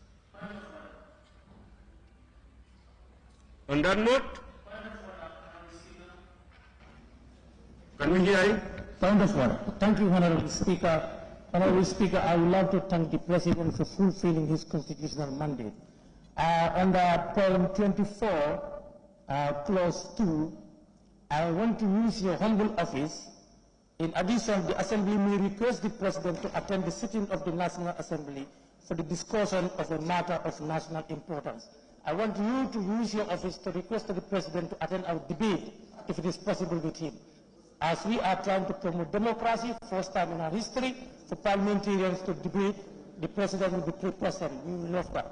If you can make that request. Thank you. Thank you, honorable member. It's unfortunate that it was not a point of order. Usually based on issues or procedures. Honorable member, the point of order is stated if one is doing something contrary to the standing orders or the Constitution. You are making a suggestion or you are making a comment. That's not a point of order. Point of order. Your point of, honorable member, your point of order is ruled out. Speaker, honorable Speaker, member, please sit down. Honorable member, your point of order is ruled out. Please allow me to continue. Honorable members, before I put the question once again, honorable member, please sit down. Honorable Speaker, can you hear from me, please? No, honorable member, please sit down. Honorable member, sit down. Honorable member, sit down. I don't want to repeat it, honorable member. Please sit down. You shouldn't be authoritative. Tell me, kindly sit down. Honorable member, I ask that you sit down. We are not in a classroom, we are in a parliament. Honorable member, Parliament is guided by rules. Honorable members, responsible parliamentarians are guided by rules. Please sit down. Honorable members, as I said, Honorable Speaker, the point of order is ruled out.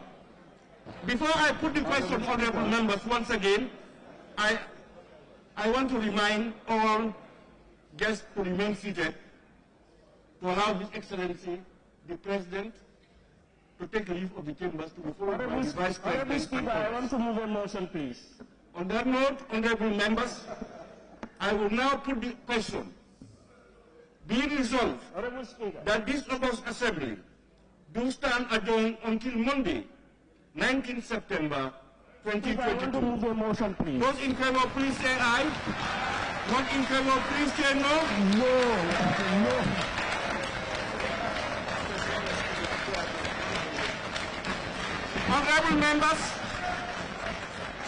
Honorable members, the President's speech, you will find it in your pigeonholes.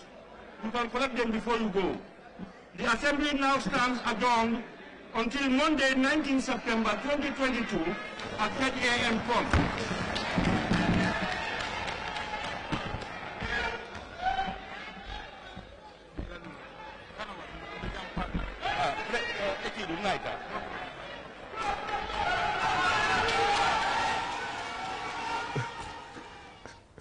Well, quite interesting exchange there between the Speaker of the Parliament, Honorable Fabakary Tombong Jatta, and Suleiman Saho of Central Badibu. But I mean, that's what you expect in a democratic parliament. I mean, Suleiman Saho was just trying to make a request. I mean, for the Speaker to plead with the President to attend the debate on his speech. But I mean, like Suleiman said, the point of order, the Speaker was saying that wasn't a point of order. I mean, because the Speaker wasn't doing or saying anything that goes against the standing orders of the Parliament. But I mean, that's the beauty of it. I mean, gentlemen, you have heard from the President quite marathon statement. I mean, he wrapped up with a unique call, asking the members of the Parliament to put aside their political affiliation or not to use their political affiliation to allow it to overshadow their performance, and also, to represent the people of this country, to see the interests of the country first before party's interests. Gentlemen, your take. I think that is very clear. That's why they are called members of the Assembly. I mean, that is a language that we've been taught, English, but if you want to say, we say our Bantaba, each and every one of us have a right to be in that National Assembly. But we cannot all sit in there. Even Dongoroba alone will fill the National Assembly. Absolutely. I'm not talking about Penyam or Buyam. Or Salekenye. So you see, you'll full. So, but what we can do is to send representatives. That's what we call them, honorable members. We have trust and confidence in them to go and discuss the affairs of this country. And back, we said, no taxation without representation. Our taxes has been collected, and we entrusted the executive, headed by the President of the Republic, President Adama Barrow. So these men and women are the watchmen and the watchwomen of our country who sits there to administer the affairs of this country. So definitely what the President said was very right and very fundamental, and I think definitely I commended him for that, to say let's work as it together. Let's work together. Let's put our party affiliation aside. Let's put our party differences aside. Don't come here and promote our parties based on, because that's what we want. Let's see the Gambia first. Let's see our electorates. That's the most important thing. Earlier on, you talked about the point of order. I think last year we had something similar. Yeah, exactly. And then we had the honorable member who made it happens every... made a point of order. Yeah. Unfortunately, it is not a point of order. Yeah. And in fact, he got it all wrong. And I think my cousin, Suleiman. Yes, Suleiman Sao. It's a cousin of mine. Yeah. Unfortunately, he's pleading with the Speaker. It's a request. Yes. If the President should or will come and witness the debate. But again, the Vice President can come in. Yeah. So basically, these are already spelled out in the Constitution. I would want to see the President in Parliament. There's nothing wrong with the President coming to Parliament, but the President can be deputized by the Vice President. I understand. And that has been happening traditionally. I remember, we've seen that, here and there, the Vice President can come as the head. In fact, that has been the trend in the past. The Vice President has been attending on behalf of the President. So actually, the Speaker was very right to put to Honorable Sao that this is not a point of order.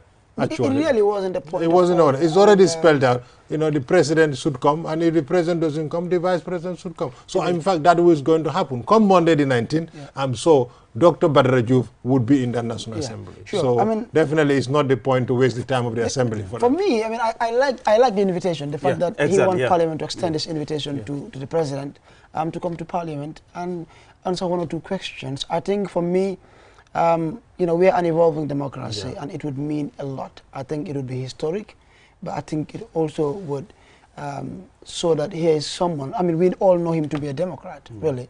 Whether you support him or not. This is something we can all agree on. And I think it would be really great and historic to have him in Parliament. Now, I know. There's nothing wrong with that. And what he did, there's nothing wrong with it. But you see, the National Assembly is guided by standing orders. Yes. And the standing order that he is calling point of order does not exist. It is not an order. It's not a point of order. So for me, that is my contention. That he is asking for something at a time when it is not right to do Yes. that. That's the basic. No, that wasn't a point of order. The intention is good. That would have just been The a timing. request you are making. Yes. I want to make a request, but when you talk about the point of order, meaning the speaker is perhaps saying something or is doing something that contravenes the standing orders. Yes. Yeah. Yes. So again, the intention is good, yeah, but then the timing is what isn't right. But yes, I mean, in other countries, we have presidents in parliament answering questions here and there. But then again, I think for me to sum it all up, I like the conclusion of his Quite statement. a powerful statement. I remember even during his victory celebration speech, he did make similar remarks. And I think it's important. This is what we want to hear from all our political leaders, because the more we have such messages coming from them, the better for us as a country and as a society. We know we're very much, politically very divided, especially during times like this. So it's important that, at a moment when he's telling us of what our state of affairs really is like, that he also seizes that moment, that opportunity to say, you know what, we need to reconcile, we need to work together as a people, but we need to always put the people's interest first. And I think this is important. I'm talking about people's interest. You talk about the draft constitution, which was rejected at the parliament. This is something he has highlighted in his speech, that the Minister of Justice will start working on crafting or trying to bring back draft constitution. Yeah. Is it coming back in its entirety again? It was a promise he made that Gambians will get a new constitution in his second term. Yes. And he has made it in his statement that the Minister of Justice will start working on. I think, Aliu, what I say, as far as the president make this deliberation, is putting Gambia first. And I think he cannot do it alone. Everyone else must join hand to put Gambia first. Siri, I understand my colleague, Modlami Choi, is now on the line from the parliament in Banjul. Choi, if you can hear me, what's happening now? Thank you very much, Aliu. As you can see, a place that was full to the brim with National Assembly members, members of the Diplomatic Corps, the judges, and other important guests for the State of the Nation address have left. Yeah. Now we have some National Assembly members with us to gauge their reaction on the State of the Nation address that has just been delivered by His Excellency President Adama Barrow. And now, on my left-hand side, we have Almami Jiba, National Assembly member for Fonyi Councillor. And he wants to give me his reaction on the President's State of the Nation address that has just been concluded. Honorable, what is your own impression? How do you assess, what is your assessment of the President's State of the Nation address today? Thank you very much. It's indeed a great thing. I think it's constitutional for the President to once a while at least be of an informed of policies and programs of his government for a year. It's indeed great. There are some areas that he has lamented in which we saw a lot of disparity gaps in which in terms of development, looking at the security sector, that is saying, Gambians are good of gauging policies, programs. But you look at the security aspect alone itself, it's a nightmare. Citizen. What were you expecting, and perhaps you would have loved the President to address in his speech? No, actually, we have a burning issue currently at hand. That is the transportation sector.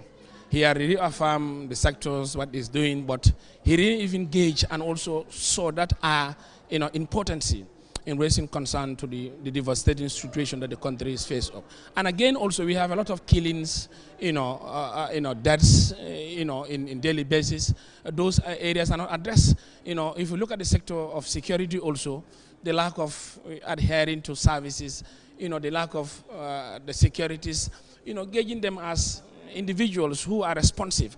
And again, he has also failed in one thing that he didn't even mention, the security sector taking ownership of the Gambian security. Because as at now, we have the economic, who are occupying, the Senegalese forces are here, the Nigerian forces are here, Senegalese forces are here, the Ghanaian forces are here. He had failed as a president to give the trustworthy to the Gambian people that 1, 2, or a year or two ownership will be given back to the security of the Gambia. And again, educational status quo, policies and programs are not informed. And if you look at what he has said, classroom bills, whatever, you go to the provincial Gambia, certain areas, teachers, they don't even have proper accommodation. In the health sector, all health sectors in the Gambia are kaput. Talking of the Edward Francis Small Teaching Hospital, the Biam Hospital, the Farafenni Hospital, it's all empty. These are premises that are laid, but in reality, these are all causes that are difficult. In the agricultural sector, they seize a lot of tractors.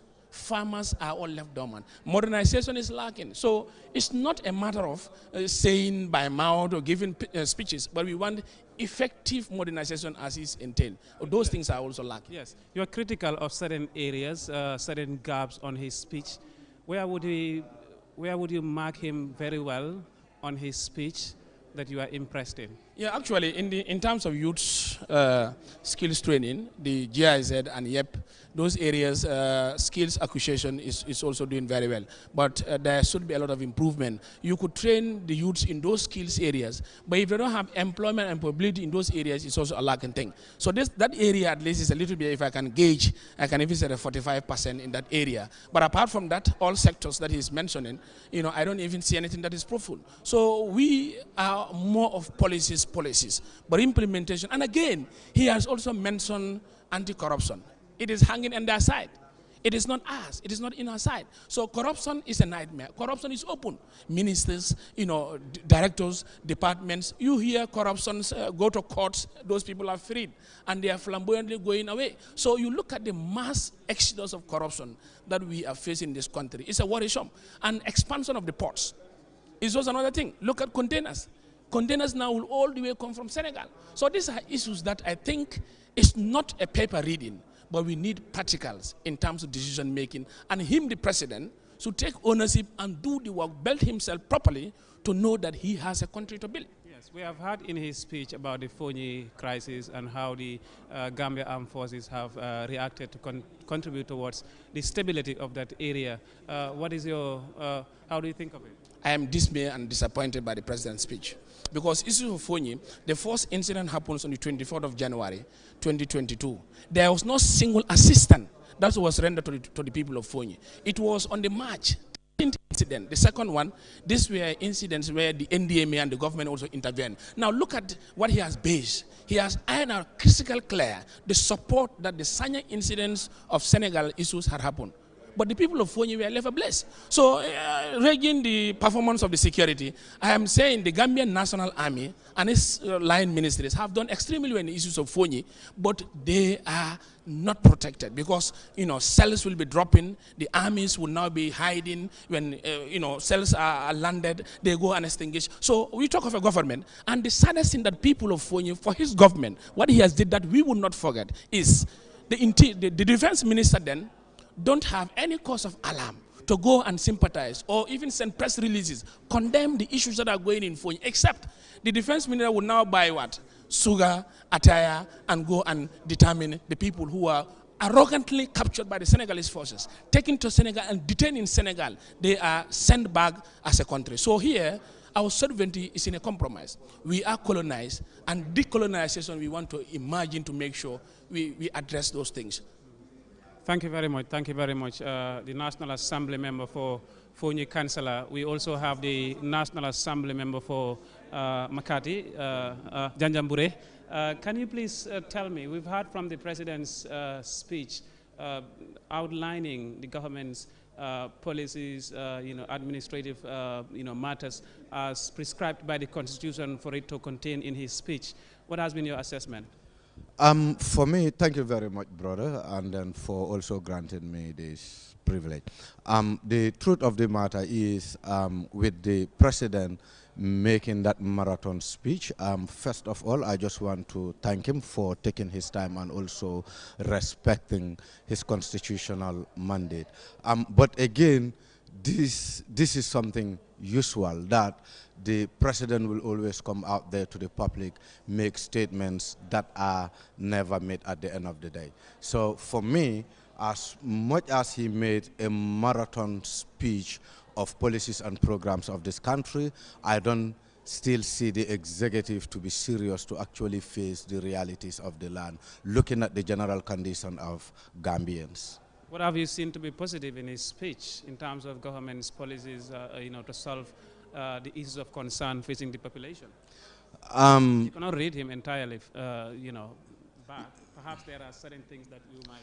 Yeah, certain things might be really positive from his end. That is to say, his government is committed to promote democracy and also good governance in the country. Yes, that might be achieved by him and the executive, but until he is able to listen to Gambians, because as much as he's saying that he wants to promote democracy and good governance in this country, you will also come to realize that the narrative is in the opposite. For example, we have pressure groups out there who would want to stage, let's say, protest in the Gambia or on our streets that are actually halted by the Inspector General of Police. So therefore, that would also tell you that the promises he made and the things that come out of his line ministries are always a different thing. Also, some of the positive aspects he talked about is actually looking at growth in the agricultural sector. Even though he made mention some of these things, you will also realize that practically this is not what is happening within the agricultural sector. You go to the rural communities, you will come to realize that there is little been done when it comes to rice production for the past 3 or 4 years, even though our fields are under rehabilitations, and there were agreements that some of these fields will be ready after 11 or so months. This agreement has actually exceeded to like 3 or 4 years. And if he is sitting before the nation addressing us that some of these issues will be addressed, I still doubt. I still doubt them. Thank you. Yes. Thank you. Thank you. Thank you very much, viewers. We've just heard from National Assembly members who have been reacting on the President's State of Nation address with us just concluded here. Some of them have expressed disappointment on certain areas that the President has featured in his address for being short of their expectation. But there were also certain areas that they've also highlighted, rating very high this speech on certain positive areas of intervention in terms of policies of the government to address the concern of the public. Aliou Cisse, I will link back to you. Thank you very much, and the viewers. Thank you very much, Modlamin Choi. My colleague, we are talking to two National Assembly members, Honorable Almame Jibo of Ponyi Councillor and Umar Jame of Janjambure. They are sharing their thoughts on this statement made by the President. But as you have heard earlier on from the Speaker of the Parliament, Honorable Fabagaton Jata, this session is now adjourned Monday, when members will start debating on the President's statement for consideration. I mean, earlier on, before we went to Choi, I mean, Ansumani, we were talking about, I mean, the draft constitution which the President has promised in his statement that the Minister of Justice will work on bringing back. I mean, we went through that process for over a year, trying to prepare a new constitution to redirect our country. Unfortunately, it didn't make it through Parliament, and so, to have, I think the minister have made mention of this several times in the past couple of months, and to have the President reiterate that, well, we can be a little hopeful, but then personally, I would have loved that draft constitution was passed. I mean, I had the opportunity to go around with commissioners who were working in that commission. And, I think it was done in a very transparent manner. And things that were captured in that draft, in as much as one would argue with some of those, I believe, were the aspirations of the Gambian people. So, would it come back? In what manner? In its entirety? Would they want some things changed? Well, we wait to see. Thank you very much, Ansumana Esonjasi. Mbokk nga ina siran QTV dina wax na rek tay la won State of Nation address mo nek lende am at bu nek loi bi moko santa pour njiiti réew mi President Barrow mu dem ci National Assembly bi dem waxtaan ak askan wi li nga xamne nguuram bi yoy lañ achieve lañ def yan texa lañ am ak yan plans lañ am pour mën a gis ne fuñ bëgg a àggal réew mi gars yi àgga fa tey nag loolu la ñu am pale ca National Assembly comme noo leen ko nega di topé on QTV ñina yaangi déglu Q radio ñina yaangi ci social media bi Facebook ak YouTube ñu fa follow dégg ngeen njiiti réew mi lu mu wax ci different sectors si wàllu njàng bi mbéy mi courant bi liggéey ndaw yi ak yu bare bari yëpp wax na ko ci nga xam ne wane na lan la nguuram bi def yan texe-texe lañ am xam ne ne COVID-19 pandemic bi ak li nga xam ne woo mi nga ne mu ngi am fale ca Russia Ukraine nekk na loo xam ne indi na ay texe-texe yu bari waaye wane na tam nguuram bi pare nañ pour mun a gis ne lépp loo xam ne mënuñ ko na def si at yu passé ñu mun koo def ci at buy ñëw nii bari nga lu mel be QTV jube kan alkamin jeerum ala teleto bi wala mu state of nation address ti mi ala ko sango sang akake banko la luwa wala adi ko sango sang banko nyaton ko president Adama Barrow o akara momoti inyata kara National Assembly yara ini mole kacha ka tandele ko ila mansa konda ali mun achieve ali alla kolya kolo ani fanan ali mun plan sifa soro pour kaje lapta ka banko samba damento nga futaje binu wala setanu banko nyaton ko His Excellency President Barrow anata National Assembly ala speak deliver ntemeto tata ngalon monde men kana inshallah député be mo National Assembly pour ka kacha banko la President Barrow la new statement ay men deliver musiba won men data QTV ko ngono ndata woni ko be ko state of nation address ko ngana hitande yeso jo lady o President Barrow o ya toto National Assembly pour o haalde Gambian nabe hollabe lamu makko ko homo acci ko homo development badane Gambian nabe kadi way cadele be kabi pour yide o development moy pala adan leydi waaw heɓade way kadi pour waɗe plan maɓɓe pour yiɓe yigo development plan maɓɓe jogi o e mbawam wadde implement on yi président o ari o waɗi deliver statement makko way si Allah jaaɓi altine o si Allah jaaɓi député ɓe mini toto National Assembly Banjul pour ɓe mbakta o statement ganduɗa ko on président Barrow waɗi deliver hande toto National Assembly building Tony. Sidi, just in Mandinka briefly, ngaje banko nyadan ko nata ala statement deliver atata. Ala down be kon ite munis tout after je puti.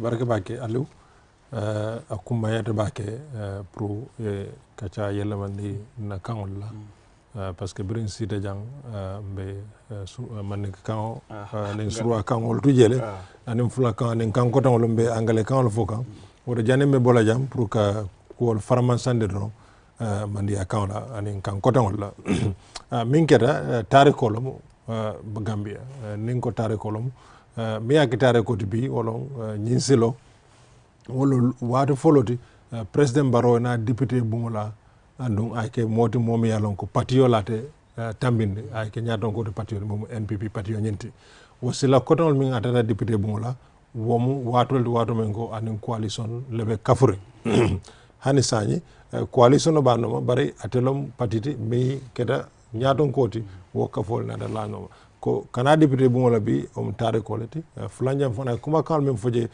kuma kan jama asahata anu moy kumol soto je mi yalon ko asan nafa soto ni ya fanyami barat wonyama par kuma kam yalon ko safa ko ANC wa en kontane wolon ala kuma kum fadame ka député le fanan kala modande ko e tara député bu ngola ka do ko ke pour banko e do ko ke pour molmi e carte faye ande e do ko ke pour ka banko be fasa anu ne député bu fon jibe a suju ko momenti wolon nasara kan wala e ko namu jobe kala dawada foy mo so do metambe la nyaato bi o député bu ngola Gambia dingo bele siran bi jere bari mbeta kunnanoje wala dina ko alanga mol tombo wala nga fe honorable ninge tombo nge sambaje ken nyaati e ken buloti e ken singoti pour e ken dati pour député bon la wodo kumata bake anim president Barona ka bambandi le ko alimbe ke bakilem fakilem pour banko e al satarno patiol tolle al sala patio kol keno bar ni nara nyin député bon la alanga ke bakilem fakilem nga banko dingol fasa nga banko fasa nga banko la soto fasa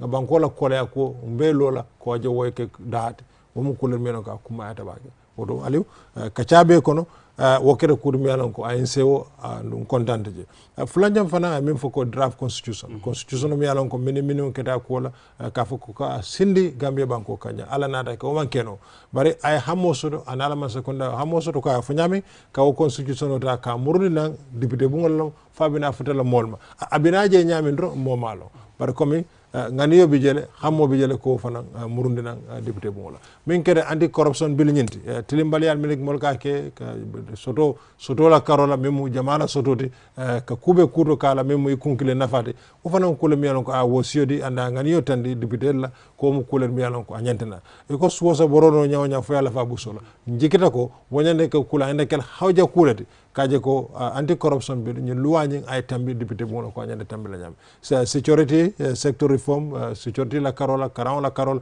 ala nganiyo tandi la hammo tandi bardu nga katadro pour que wo ko ka ke kurmiyon ka framansa andum fanan ke sembentu yandi surtout na security do kulalo milo marna tanko la parce que dunia be kormen do bi tanko nyande kala kurmiyon ka kumata bake global women wol be kala kurmiyon ko a framansa de nganiyo min bi jani kato min bi wodo banko bi mete momentu député yala kuma kam moyle député la murna député bungola atete tenon min kana nyin karo atil tan anin konondo pour kana alo kuma kan me am ka be jabas ke woto woto jaba kese woto fana njikita ko ata fana na molu fana be taraje se la moy député la kat wollo mbulol nin singodi wol fana le jero menke ala nyin kayto la menke kacati amenke député bon wokuma to la bara be ngoni alhamdulillah rabbil alamin je chefol fana ma bete je mo kodol ma bete je mo kodol wi ala ko pati dol la be na ta je député fana be na ta alhamdulillah ala tendi alma ma be la jarbi yollo ko nga sero ma be nyami ala baraka bake Mr. Sidi Cisse. You know, it's always pleasure to share the same platform with him. Okay, thank you so much. Astumana, dégg nga président bi garal na kàddoom noo ko jàngatee ndax nga jàngatee waxam bi.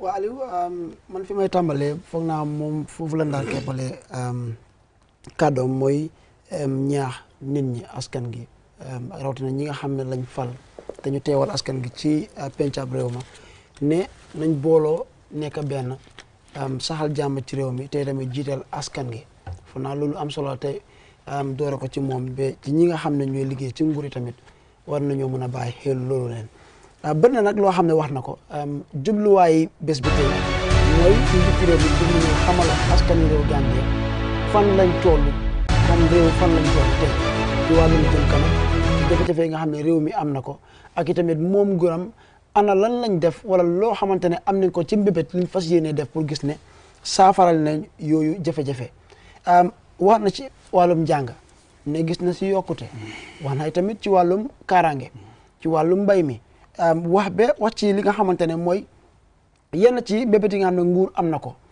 pour indiwaat baati réew mi nga xam ne lañ ko bindoon fas yéene koo indi mu doon baati réew mu ees yaara gis na yaara fi ne loolu mënutoon a antu ndax indi woon nañ ko ci National Assembly bi mu àgga foofu leen biñ sànnee biñ wootee ñu gis ne ñi nga xamante ne ñoo ne déedéet ñoo féetee woon kaw yàlla def ne mënut a antu léegi nag fi mu ne wane na tamit ne moom nguuram jaarale ko ci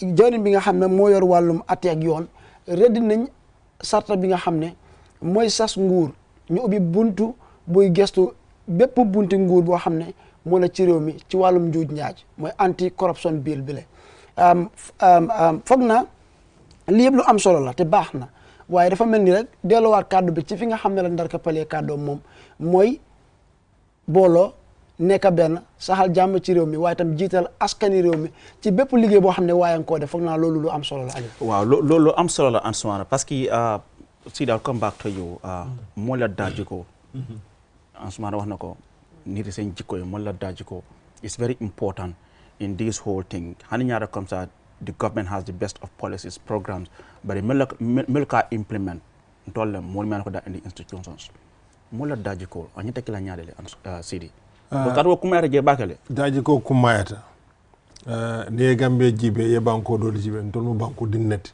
banko din ne dunya sate banko do jibe la sate killing war wartan ton mim mankita gambe banko ko non kulurot enforcement ka calsa ke kayto le deda luwa nyimale deda luwa kendo le duwa baro luwa namanke kuluroti mol kan na fatala parce que bi ni ye luwa fo ko nyene nyande kala mo ma nyande nyinkela sinin do yake ite me nyanda kururo la rawo ke make e ko nenga kururo la siri kan aliou be mutala kulal atakela misal be anti literal ndol be anan ko gambe kato be kede janne pour que luwa boni mum anti literal bar bi ye nya fay dawda molbe nya mol fay kanje andu mil fon nyanda mil fon nyanda o kulura na mol wala fon ka luwati nya folo so na pro wala ko la ko folo ko la ko folo min dolle fam man lam fanna mo nyanda la le fane dankene fon ko ye nyin sembo min dila nyim palaso mi yanan ko bije do ko le sije amanke ko alala suba bulala moto ko yela moto ko yebule moto ko e si mala esi la office ko yela da samoke yetara social media yela telephone office dol bije modul ka office ko tilo kata la fay boy ni nyi kay mena do ko ima fendo ko fenneke abe WhatsApp, Facebook, TikTok, odro wada mara Instagram so andu ite ka jogo karo karna fata ite ka jole samba wo jojo ya do ko le man fima do ko ima do ko wodo kuluro la nyanda kala anu min nyando kurlo ke ye fon lonne wodu ni wo manke me tarata ta nyaado sen ko mo dronne biya parce que alala tili tili ko min be ke kanyim banku kam bebe cede yare ngala par mo be ke nyakas bi de nyanda min kala ni make iko president barole make nan sumana nyanda min kala na make ako commissioner make warande IGP le make ite fon nyanda min kala ibi ko ke Jamal Chinese tinala nyim banku kan luwal dada kan luwal sembentuya kan banko dada kan banko sembentuya gambe dingol le sakeno pare gambe dingol ye nyakas yake kutun kan yati banko tita andum pruka fako gambe dudem gambe tita ita famu gambe ngol ita famanta imantade gambe tita ita dalba ita famanta ibi janne sini hani bi alu ni be tubabu du ibe dunia karo karnaf ni mo fada ikami ko alala mol kol furebi na la fa furetina ikol folo nyenika furebi na la fa furetina iko furebi na ne bula keso ko ne samana ikine samba janne idara dunia karo ko reisita je sanji muwan ikelo da falina kele banko din kaydo ta isel banko din kaydo dila nyawnye ka fale bon indi Gambia a village Brufut misal fe so isa ke nyawonya yuro sa me ba ko nyaata kala bamboti Gambia dingol la nyante la banko kanula and wala mankita nyinga min siata nyim banko kan doku nyini na la siata doku la man sia al nga tonya that's true doku nyini na la siata doku la da man sia nem president ngal ministre palaso sorojan suta tilibe dunna jebe lobila iba nyini la pour yeke ministre ni ede ke ministre ko lumi na wolungo la ita banta nyim ministre kutol ngay kumfa nyim ministre kutol min sita dende biri na ram bele sewra bele content dole bije hani bi ina namanta kela institutional jibe kela bundal je milbe koto imanta andi to ke minister ila palaso biriata nensan karjelu It's really unfortunate what happens. I mean, sometimes this is sad reality, but we have to talk about it, right? Absolutely. I mean, like you said, I mean, you got most of these institutions, it's more like survival of the fittest. Those at the top, all they say is about their interest. Those working under you, you don't care about their welfare. And because of that, because what like institutional boring, those under you, you are just at the top. But maybe Duma, what like a doko beke. Oh yes. So you need to be Santo J, and then what nyanta men sort of imala welfare is not your concern. In fact, eka dolje mel eka trust Santo even foreign trip me is for junior staff. It could be as an MD. No, it's I'm saying in government. Some modulu. Understand? Modulu. You can see internet day in day out just to look for conferences. Exactly, and that's a problem in most of these government institutions. Eka moji malako ibe santoje. All they think about is travel. All they think about is per diem. They don't consider them. Ndamira from President Barola na jang. Bembe alon ko dunia la economy fanko bunda be te momento anyanda vol any travel pademo no zero modeda ibe sila pademo nyim pademo nying sino kodo wala sombo mo fon ya fonye ko I like that sino kodo mo ya fonye kunu managing director, I will say this in English, Wolof and Mandinka. A managing director left this Toy conference a day that he arrived was the day the conference was wrapping up. And somebody told him, what report are you going to write? What report is he going to write? It is a Lumina conference on Banolunetable Abion later. Even more report like that. It's really unfortunate. Mainly your meeting, you are them. The best bubble or a J. It's really unfortunate. It's really unfortunate city. I mean, this is a sad reality. I mean, This is what we face in most of these public institutions. Yeah. You have heads there, and that's why they tend to discourage these young brains who come in, because when you come, they see you as a threat. It happens in most of these institutions. You come, you are young, you have the, you have the know-how, you are smart, and if they see you as a threat. If you're too serious, they say you're difficult. Exactly. And this is really affecting most of these institutions, and that's why most of these young people, they get discouraged and they just move to the private sector or find their way somewhere else. The leadership of all these institutions must set examples. Absolutely.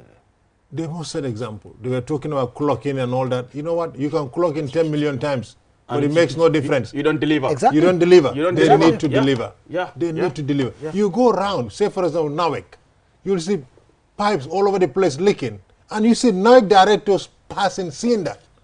Or NAWEC directors living next door to that. And they'll just ignore it. It's quite interesting. We're running out of time. Answer, just for your final words before we... I just want to say, I mean, it's been a pleasure to be here again for another year to,